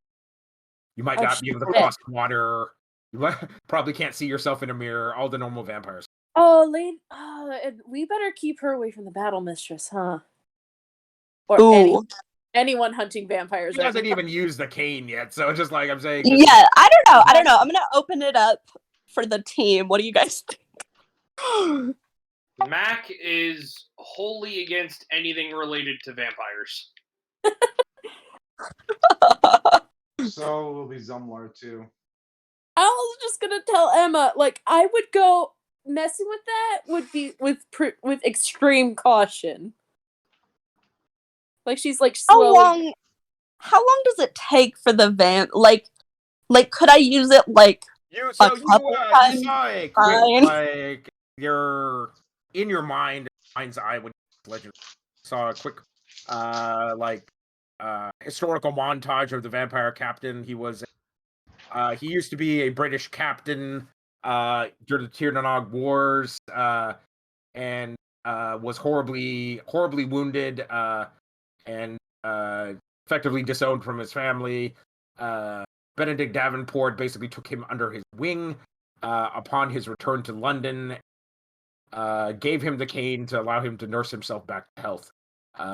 at some point or another, he like months later, he became a full, true and full vampire, and had served Benedict from that point on out of personal loyalty.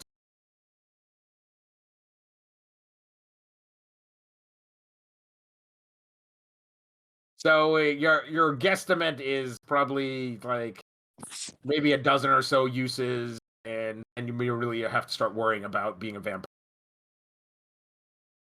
Okay.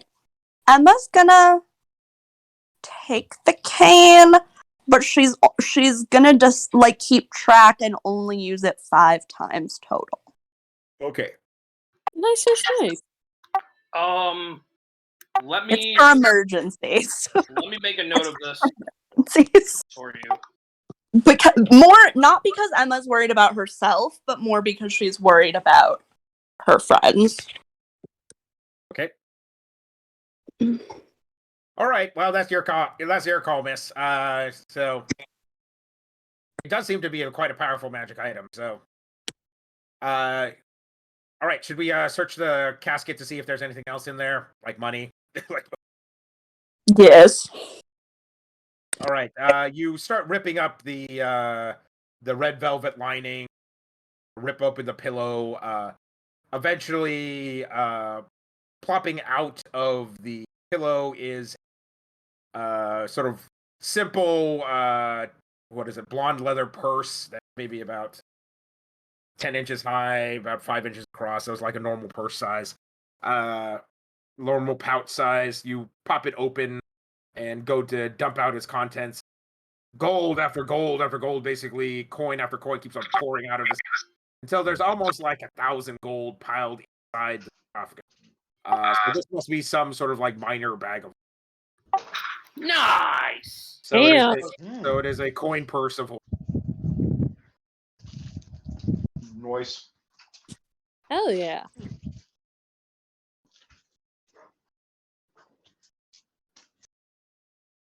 So it's enough to probably hold like your personal monies if you have like probably less than 1,000.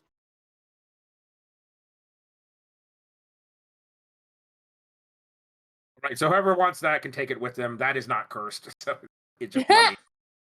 So there's 1,000 gold. There's 1,000 gold in there, which is enough for. Owl's gonna hold on to it, and then probably once Dirk comes back, probably be like, "Hey, Dirk, would you like this?" Yeah, Lady. All right, so let's add 250 gold to each person, each of your personal wealth at the moment, as you divide up the money between yourselves. Whoever wants to hold the I don't know how much money I have, to be honest. No idea. Okay, so you've effectively gone through the vampire captain's personal effects. There looks like there was like some sort of sort of like simple journal, folded pages with a simple like one leaf sew, like so a simple leaf of paper that had been sewed together, essentially folded in half, that sort of made a like notebook, but it is torched at this point. Oof. So there doesn't seem to be any way of repairing it. Even if someone has mend, looks like it's too far gone to put back together. Let's see here. And does anybody in your team do random grave robbing versus the actual people in crypts? Owl's always gonna do that sort of thing. She loves shiny shit. The priest is like, hey, I don't want to be involved in actual grave robbing. I'm fine with basically looking into the tombs of the undead, but it's like the peacefully resting. That's how you get undead. So it's like I don't suggest. Oh yeah, no, that's yeah. No, that's what the priestess says. You don't have to actually listen. It's like she's fully aware of what adventurers need funds, right? So it's just like she's not going to stop you. Stating her using it. Zumlar gonna stand guard because he detests grave robbing. Yeah, I'll leave it. She sees this is probably a bad idea, and she doesn't want them she doesn't want to land another curse for everyone to get about. She's not gonna do that. She's finally thinking a little bit. What's your intelligence score? Look, I don't want to talk. Like, you don't want the creepy undead doll girl basically following you all over the stuff. Oh my god, that would be great though. I'm not It makes the gonna psycho lie. killer noise. Oh, my intelligence is 10. It is bad. Well, you don't at least have penalties. You have like average intelligence. All right, so are we done with this place? Or are we moving? Moving on, or we're going to actually rob graves? Do any of these graves have a sword in them? Because that's all Lady Emma really wants.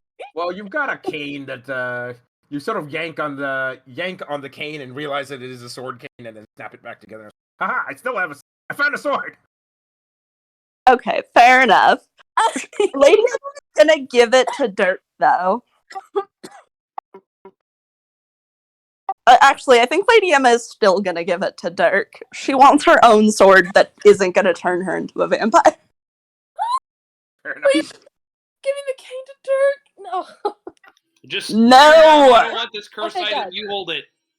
Lady Emma is still mad at Owl right now, so she's just sort of glowering. Oh, yeah. No, yeah, sorry. I meant to ask that above table. I'm sorry, because I missed it. But, ooh. Yeah. All right, fair enough. You're heading out. The priestess. Well, if you ever need anybody else from the old temple, we ask for me my name. I'm Q. Pleasure to meet you, Q. Wish it was under better circumstances. Well, I don't think they're ever necessarily great for circumstances for most freelancers, but just like sometimes you have some. You do throw great parties. Lady Emma's gonna bow her head at the high priestess. Well, it's not a high priestess. She's just like a normal. Oh, this is still the gnome? Is this the still gnome? the gnome. The high priestess. Oh, great. Put it that way. So Zumlar's going to ask if the gnome knows anything about the prince and princess of Turnanog. So he knows where they ended up. Oh yeah, I forgot we were doing that. Hugh takes one look at Zumlar and goes, "You do realize, essentially, you have probably one of the highest nobles in exile, with you in your group right now." Emma's just gonna look shifty. Okay. She, the dome priestess, smiles a sly smile. Well, it's like, and looks directly at Emma. Well, you let that secret out when you want, and it's like, and then it's like, I think I've said enough. Oh no, her secret is out. Not even that. Essentially, it's like it could be someone else in your group.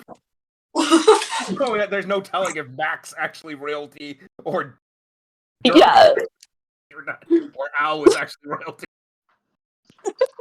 Lady Emma's just looking at everybody. The rest of you don't see the sly look at Lady Emma. The gnome hides that well. It's just like, but it's like, oh, so it's like someone amongst royalty. That's awesome.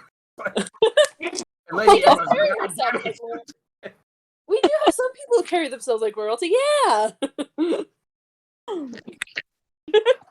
So we have high royalty, the daughter of a crime boss. As far as the crown prince and princess, you should check. You should check with the high. I think she knows their whereabouts, but you will have to earn her trust first. Oh Lord. Well, I did bring them out of Turnanog. I was the warrior who protected them. That is something you say, but I don't know if that is true or not. The truth of that matter can be determined. I'm not so lofty in my position that I would presume to basically make that. Would the high priest know that? This is our character. You didn't meet the high priest personally when you dropped the the crown prince and princess off. They're twins. You sort of dropped them off to some other agents of the crown here in London, and then you never saw them. So whether or not it's a good guess that the high priestess probably is involved in their continued care and safety, as Q indicates, but like, I'm pretty sure the high priestess does have a way to tell if someone's telling the truth. yes, she probably does. All right. Do you want to head back to the old church at this point? Are we done at the? Well, it sounds like it because there's nothing else to loot out of there. So let's.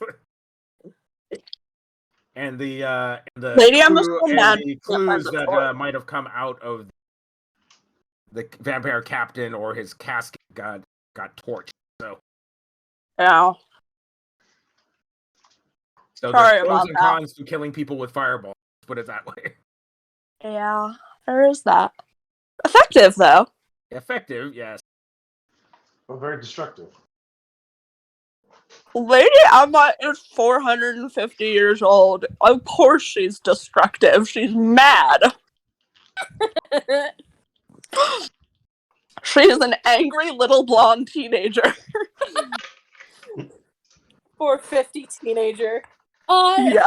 I remember my terrible 420 teens. 14s. Terrible 400s. Okay. She's tired of looking like she's 16. She's been here for so long. God, please tell me she's not like still going through like 16-year-old puberty. Oh God. She That probably would be a nightmare. Oh, I think she. That's yeah. She has That's to be out- horrible.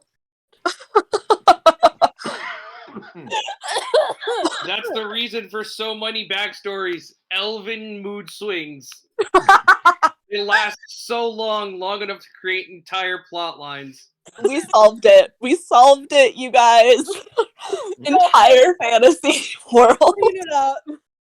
Yeah, Zumlar is slightly, or not slightly, a little bit older than Lady Emma. Owl is like still baby of everyone. She's only 20. I know. Mack is only like early 30s. He's human. Yeah. All right. So, where would you like to go next? So, at this point, you seem to have dealt with all the immediate issues around your house. What other stuff? Let me look down the list of the other options.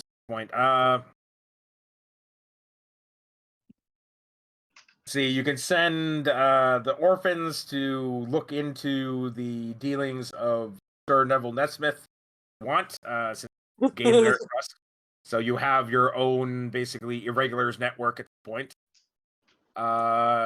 You can send your Jellicle cat buddies essentially out searching the city for likewise for the same information. What else? Neville Nesmith's son Nathan Nesmith hangs out at Lady K's. You can continue to press him for more information about his father's whereabouts and dealings. You can go continue to investigate the Adventurers Club, who Neville Nesmith is the head of. Let's see. And you've already realized the Adventurers Club is like, they must have gone far and wide to gather the ridiculous number of magical artifacts just in the one room of requirements. So the fact that Neville Nesmith is in charge of what is probably a very powerful organization might bear some more scrutiny. Let's see here. What other stuff? You may want to go to the Mages College and find out about Fair Carcosia, which is the city where the Yellow King lives. Yeah, I forgot the Yellow King was a thing. Krishana and Owl are a little, It's like, in danger.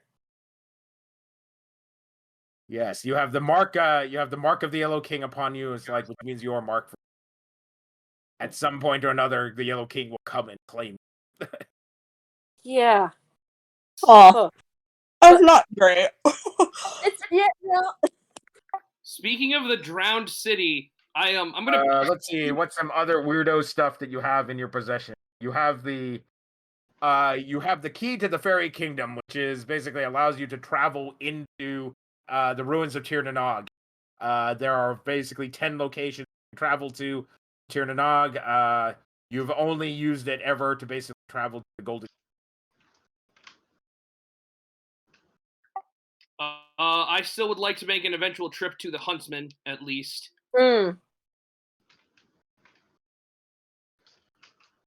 So I would say send. I think we killed 2 birds with 1 stone right now, or 3. Send the cats and the orphans to look for information on Neville, and then we can go to the high priest and talk about the kids if everyone's down for that. Okay, so what is your interest in the kids? Because they don't necessarily have a direct. Zumlar wants to make sure they're okay. You will just want to make sure they're okay. Essentially, are you interested in returning them back to the throne, or giving them more power, or? Eventually, he wants to help bring them back and put them on the throne. All right. So, in regards to Mack's subquest, essentially go meet the huntsman and perhaps get full control over werewolf nature as hound of the hunt. Essentially, let's see here. The fairy key probably will help you out there. Okay. Is everybody okay with going and visiting the royal twins at this point? Sure. Though, is this a decision? Are we okay with making this without Tree being here? Well, I'm saying this doesn't hurt anything. Tree's not here or not. It should be fine when he's back. Okay. Then yeah.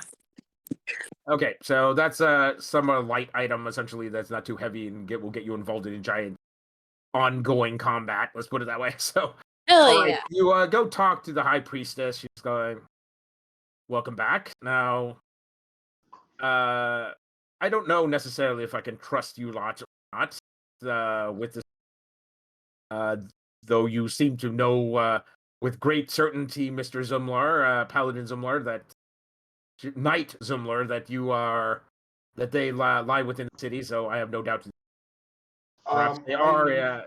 Perhaps you were indeed involved with their daring rescue from Tir Nanog. So I was the knight that brought them out of the castle and brought them here. would you mind basically if I put you to the test? I do not mind at all. All right, so you're familiar with the test. Essentially, it's a somewhat painful mind probe, but I need a wisdom save and a con save. So Zumlar will drop to 1 knee, bow his head while this goes on.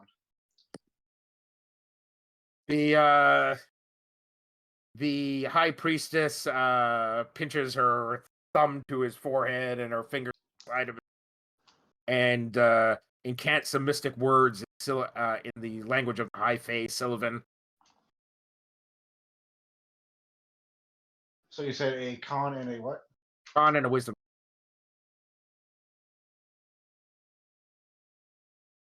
19 for wisdom and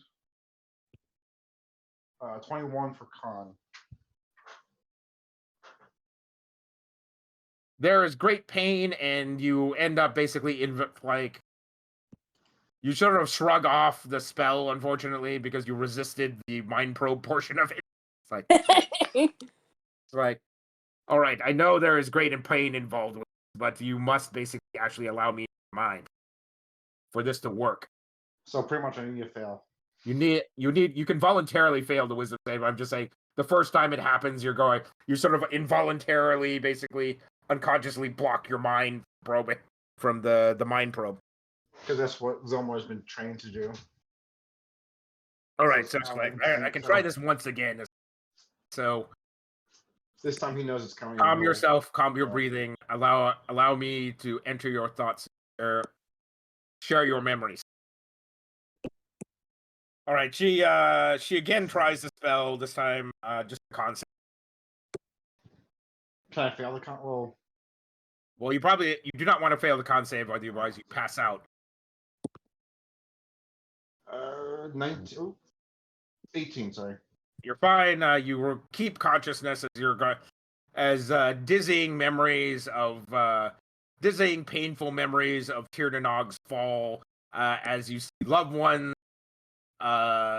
treasured companions, and everything that you knew as home basically fall to ash as British troops run roughshod over everything.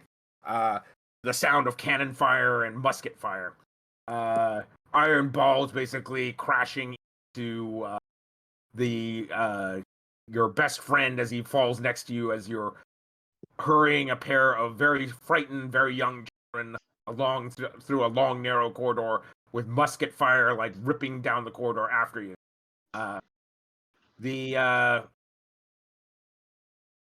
You eventually find your way into shut a heavy iron door behind you, just as like multiple rifle shots rip through your back.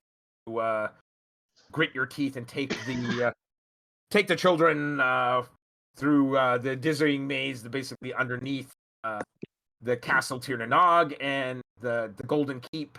Eventually emerge out into gray dawn light. Smoke ripples across the battlefield from the burnt thorn forest just to the east of the castle, casting a gray pall over everything. They're just bodies piled on top of bodies, both British and Fey soldiers and civilians, all over the place as the Winter Court crows basically caw at rockets, rip out an eye here and there, and they sort of stare at you with little beady red eyes waiting for you to fall. It's like, about that period of time, you like jump back into your body. The High Priestess lets out a low sigh. I'm satisfied who you are, who they are. Zumlar's like in tears. Howl's gonna like try to stick with the other two, but she almost has to stop herself from walking over because she doesn't want to interfere, but she really wants to help Zumlar. You have traveled far, knight. So I say get if you vouch for the rest of your group, essentially on your honor, I will tell you. I vouch for them on my honor and my life. Rise, Sir Knight. Now, she come with me. She guides you to the back portion. Pulls down a torch sconce and revealing a secret door that slides into cleverly hidden secret door that slides into stonework, just behind statue of Mithrandus, the elvish god of keeping secrets, whose basically robed form sort of holds a sort of proffered up basically crystal orb as if offering it to the parishioner. She walks you through a dark passageway into another sort of back portion of the temple. There's some sort of prize priests and priestesses all looking at you as if it's like they don't see outsiders here all that often, and eventually leads you to another secret door behind a large tapestry, and then leads you up a set of stairwells into sort of a well-to-do merchant's home. There's sort of the smell of sawdust in the air, and there's beautifully carved furniture with Celtic knotting all over it, like couches and chairs. As there's this sort of wizened old furniture maker running a plane across a large slab of wood. It's like, and two young children that are obviously the crown in Zumlar's eyes, the crown prince and crown princess, but they seem to be having a good old time, basically making sawdust balls and throwing them at each other. Yes, good childhood. Zumlar is going to join in. They look half surprised, be. like, Sir Zumlar, we thought we would never see you again. You were so badly wounded. It's like, they run up to you and hug either of your legs. Like, how have you been? Zumlar's gonna stoop down and like give him a great big bear hug. Like they hug you back and they give you that sort of traditional royal kiss on either cheek. It's like, may the all gods bless you, Sir Knight. It's like, what brings you by what brings you by our most royal abode, as they sort of like show, basically toss up some sawdust in the air, yeah, as they basically wave their arms to this rather large but humble looking furniture shop. I would just want to make sure that you guys were, happy, healthy. That you guys were Doing safe. well. I think the people of Tir na Nog could be doing better, but Quick question. How old are they actually? Because I know, like, so they're effectively like queens, effectively for elves. So they're high fae. So you can see that their Zumlar notices their ears are considerably more like shortened in comparison to how long they should be. Full high elves or Eladrin, so their ears should normally be sticking well above their heads. But you're guessing they've been probably magically sculpted to where they look like more like half elves or than actual full high elves. Less distinguished. Less so distinguished. I'm just curious, like, their hair is likewise probably dyed a color essentially that like one shade darker. So rather than like being brilliant like platinum blonde, like just normal blonde, rather than being brilliantly fiery red, it's basically like normal red. I was just curious if they were old enough to like understand the tragedy of what happened, or if they're still like very much children. They're old enough to understand, but it seems if they suffered such a great tragedy, it does not show on their. They seem to be happy and safe. They still have the vitality of youth in them. They aren't crushed by what happened. Okay. Well, I'm saying they don't appear to be crushed at all. So. Yes. So, all right. So, loyal followers of the former king and queen, what can we humble prince and princess help you? We can't offer you much. It's like, unless you're looking for a nice bit of furniture. Uncle Cosmo here has been seen to our health and well-being, and we want for nothing per se, other than like some parishioners have come back seeking vengeance, of course, but my sister and I don't. Well, the sister says I'll speak for myself. It's like, I, for one, basically would like to see us get some equal representation. The House of Lords at this point, because we are lords of the kingdom now that we're maybe a conquered kingdom, but I would expect us to be to acknowledge our claims within House of Lords. But my brother is less than interested. Like as her brother, the crown prince frowns. Like, I, for one, would like to be basically acknowledged as full lords and ladies of the realm. The conquered realm that we may be. What if we could restore that land? That is, like both of them say at once, that is patently possible. It's like the British have done their evil on our land. It is the once vital land of Tir na Nog is no more. If we were truly interested in restoring Tir na Nog, we would have to petition Lady Titania, the Queen of Summer, to grant us a new sun seed or life plant within the realm of Tir na Nog, so it would be once again a fairy kingdom. Without that holy blessing, without that fairy blessing of Queen Mother herself, essentially we would just be another broken land, essentially, that would never return to the light.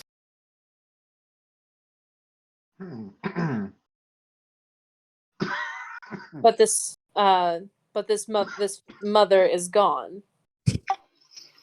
No, it's like Lady Emma sort of pipes. It's like Lady Titania is the queen of the fairies. She is the ruler of the summer court. There's a winter court as well, ruled by the Raven Queen, Maeve. But you don't want to make deals with. Yeah, don't make deals with Maeve. Lady Emma basically is one of those people that made it. Regrets it. It's like she's just gonna say Not make that deal. My mother made the deal. Thank you very much. So yeah, in the ladder of Fey hierarchy, Titania is at the top. Yes. Top of the good side, at least.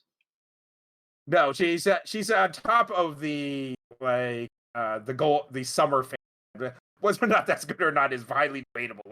Yeah, I don't know if the Fae are really good or bad. The summer Fae and winter Fae seek their own to have their own very alien goals that mortals simply don't understand. Generally, the summer court is more favorable.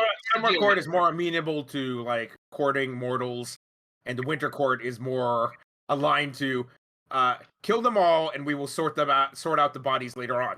Exactly. The summer court can be dealt with. The winter court is more sort of just like death, doom, destruction. Let us tempt these mortals into horrible cursed deals because it brings joy. Yeah, at the very least, the summer court offers hypothetical happy endings. Okay. Or themselves. Let's put it that way. Okay, so the summer court has helped out mortals in the past, but it's sort of like it's always incidental.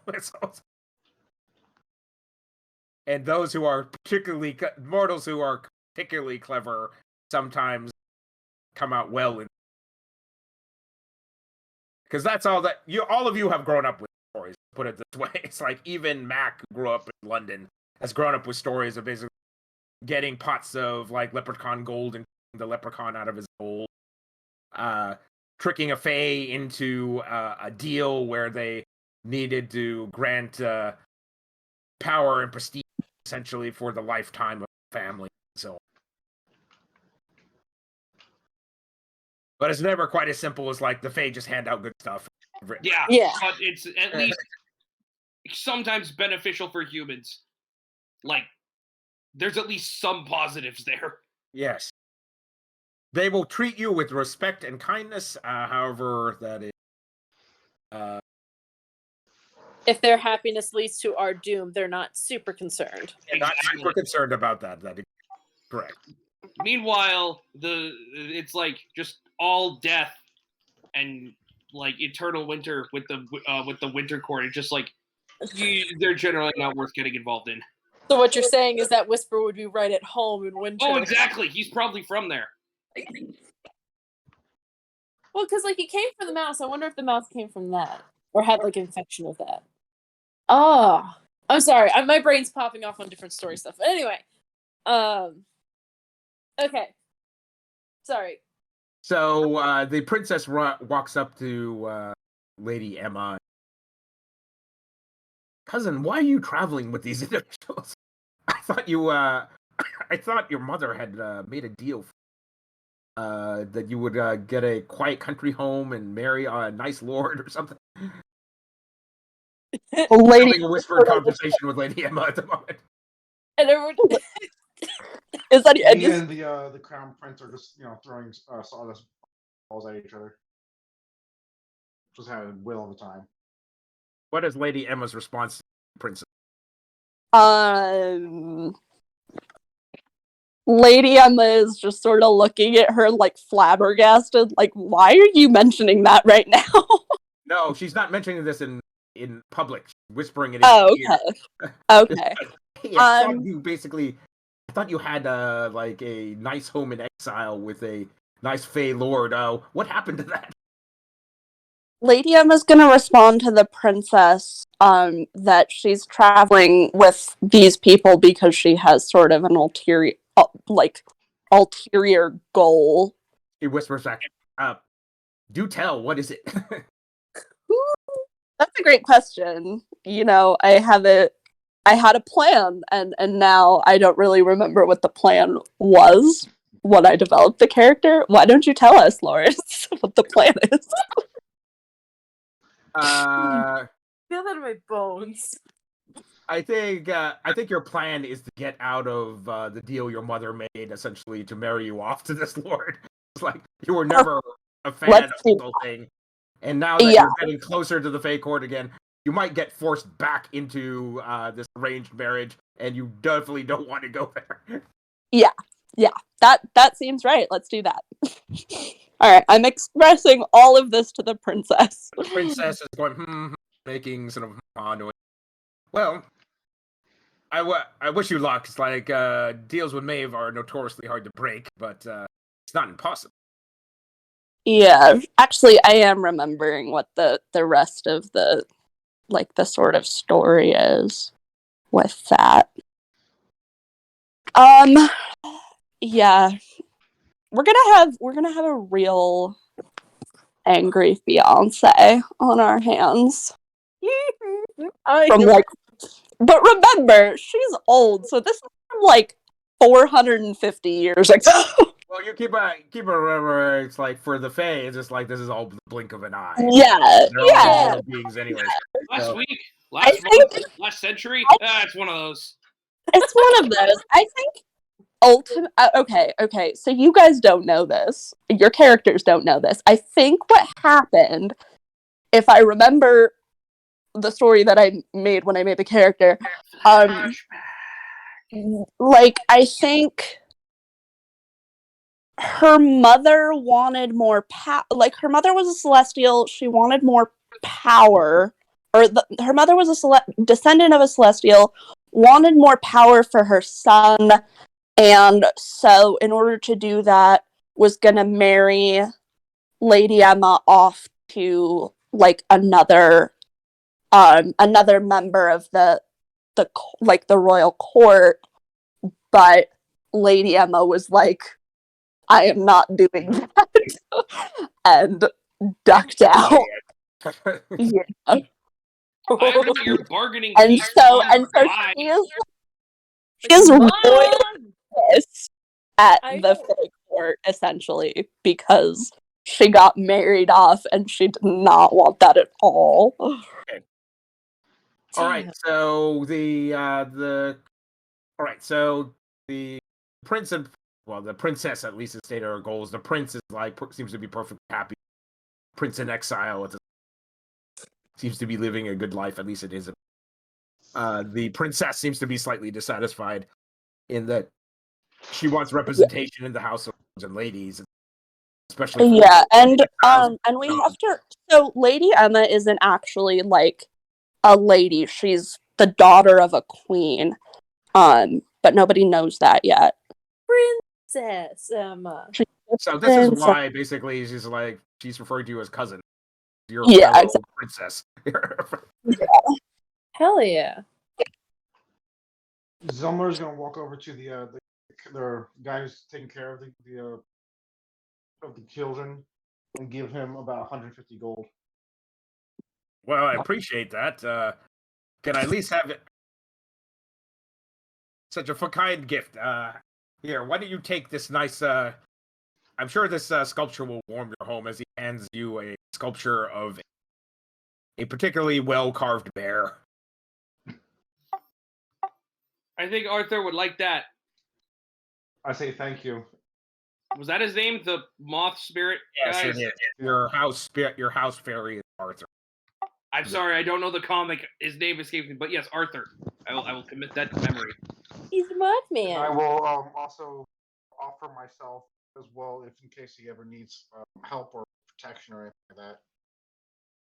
Well, this is one of those areas where it's better. High priest still. This is better if you don't know where this area actually.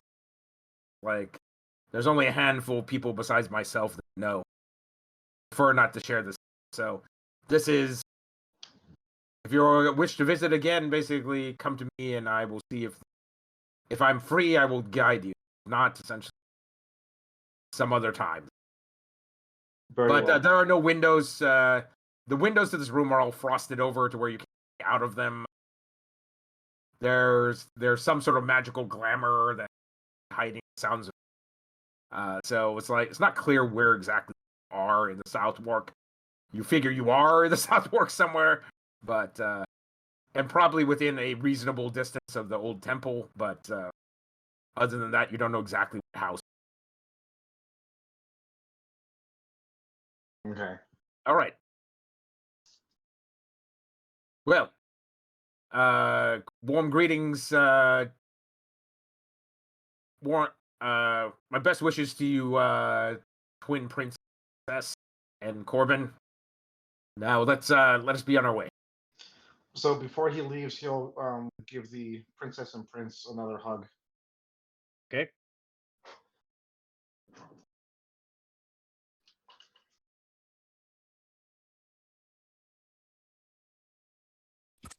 No. Lady All right, Emma there's is a, also going to, Lady Emma is going to give the princess a hug and say, like, be well. Be well to you, cousin. Zilma's just a little bit too emotional to really talk to the prince and princess right now.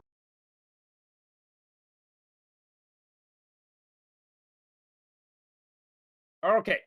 So there's a sort of a solemn goodbye as leads you back out through the way back in the old town.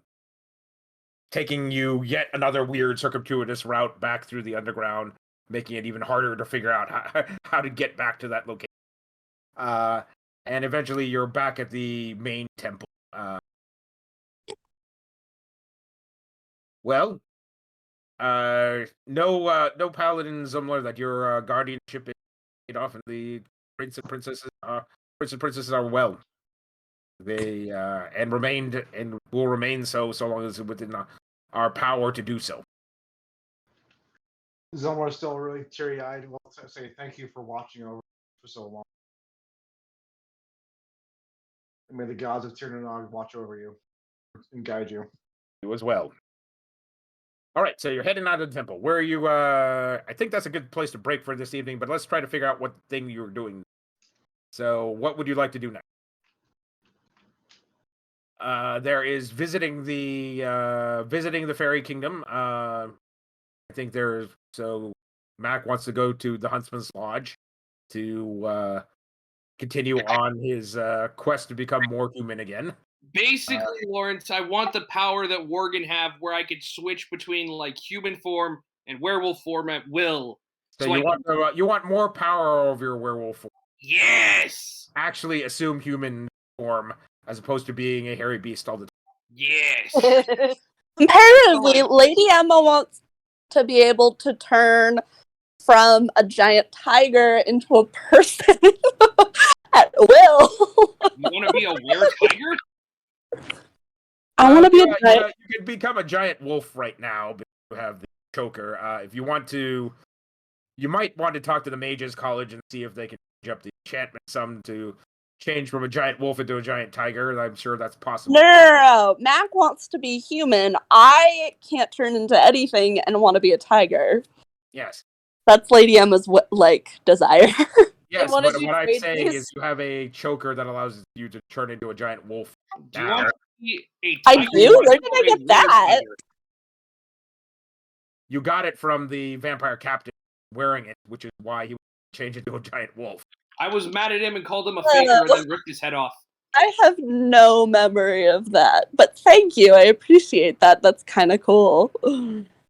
So you have a giant wolf battle form that you change to. Cool. I love that. That's really cool. Okay, so whether or not you like cats, and dogs, eventually. So what I'm saying is, if you really want to become a giant tiger, could take the choker to the Magic College and see if they can switch the animal switches. Ooh, that would be Just fun. They carve it down instead from the shape of a wolf into the shape of a tiger. I love that concept. I think we should do that at some point just for funsies. It has the face of a man on one side and a wolf's head on the other. So I was have the other side carved to be a tiger. Listen, I was mostly kidding about wanting to be a tiger, but I love that concept, and I think we should do it. No, I fully support Lady Emma being a tiger because I just see Nibbling trying to like low-key attack Emma's tail if she were to ever become a wolf. Right? I think a tiger is better. Oh my god, wait, no, Nibbling would like, just like Walter, would just like cast spells by staring intently. Yeah. I love the concept of Lady Emma being a giant tiger and then like coughing up like fireball hairball. Fireball! No! Fire hair! Hey, Lawrence? No. Well, you can already do this in your cat, strange enough. I know, but imagine if there's a You want difference a bigger between, like, a cat tiny cat Yes, I doing know, that you want and like a bigger cat. giant tiger doing Okay. All right. So we got two possible avenues of exploration here, and then you've got the street or your rat alley irregulars going searching for information on Neville Ness. Yeah. And the adventure club. Or whatever. Yeah. All right. All right. You're the rat alley irregulars are asking for about 350 pounds spending money to help them with their investigation. Okay, I have no clue how much money I have, so can somebody else take charge of this? Yeah, We'll take it out of the party funds. We've been Okay. treated as like we have a bank account. Cool. It sounds much easier. Lawrence, if you look at I think I put in the DMs on Discord. I made an item that like I assume I would get from the huntsman eventually that like would give me control of my werewolf form. If you want to like bake that into the story somehow, I don't think it's even that OP of an item. It's like 90% flavor. I'm saying you will probably just get the ability outright. You don't even need an item for it. But once you make an arrangement with the huntsman, you'll just have the ability to switch back and forth. So I don't see a purpose of having an item to do that. I made a cool item that's a scythe. Okay, fine. Take a look at it. That's all I'm asking. Okay. All right. Well, he's got some possible paths. Where would you like to head to first? Huntsman first. Any leads that come from the Neville Nesmith investigation, or going to the Mages College first? Mages College seems like it'd be the shortest stop to make. Yeah, that would like a take good very long, I transition. don't think. Yeah, Yeah. I think We'll that'd be a start good with the transition. Mages College next time we. Okay. Hell yeah.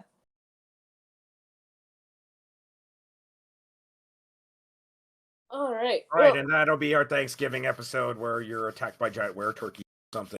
Oh! Giant were-turkey! turkey. I love that. Thank you guys so much. Sorry I got a bit dramatic there. I didn't mean to go that hard. I was not actually mad. I just I'm sorry about like that in level of intensity. That's fun. God damn. All right. Yeah. All right. Well, thank you guys for an awesome game. Awesome game, everyone. Night all. Night night. Good night.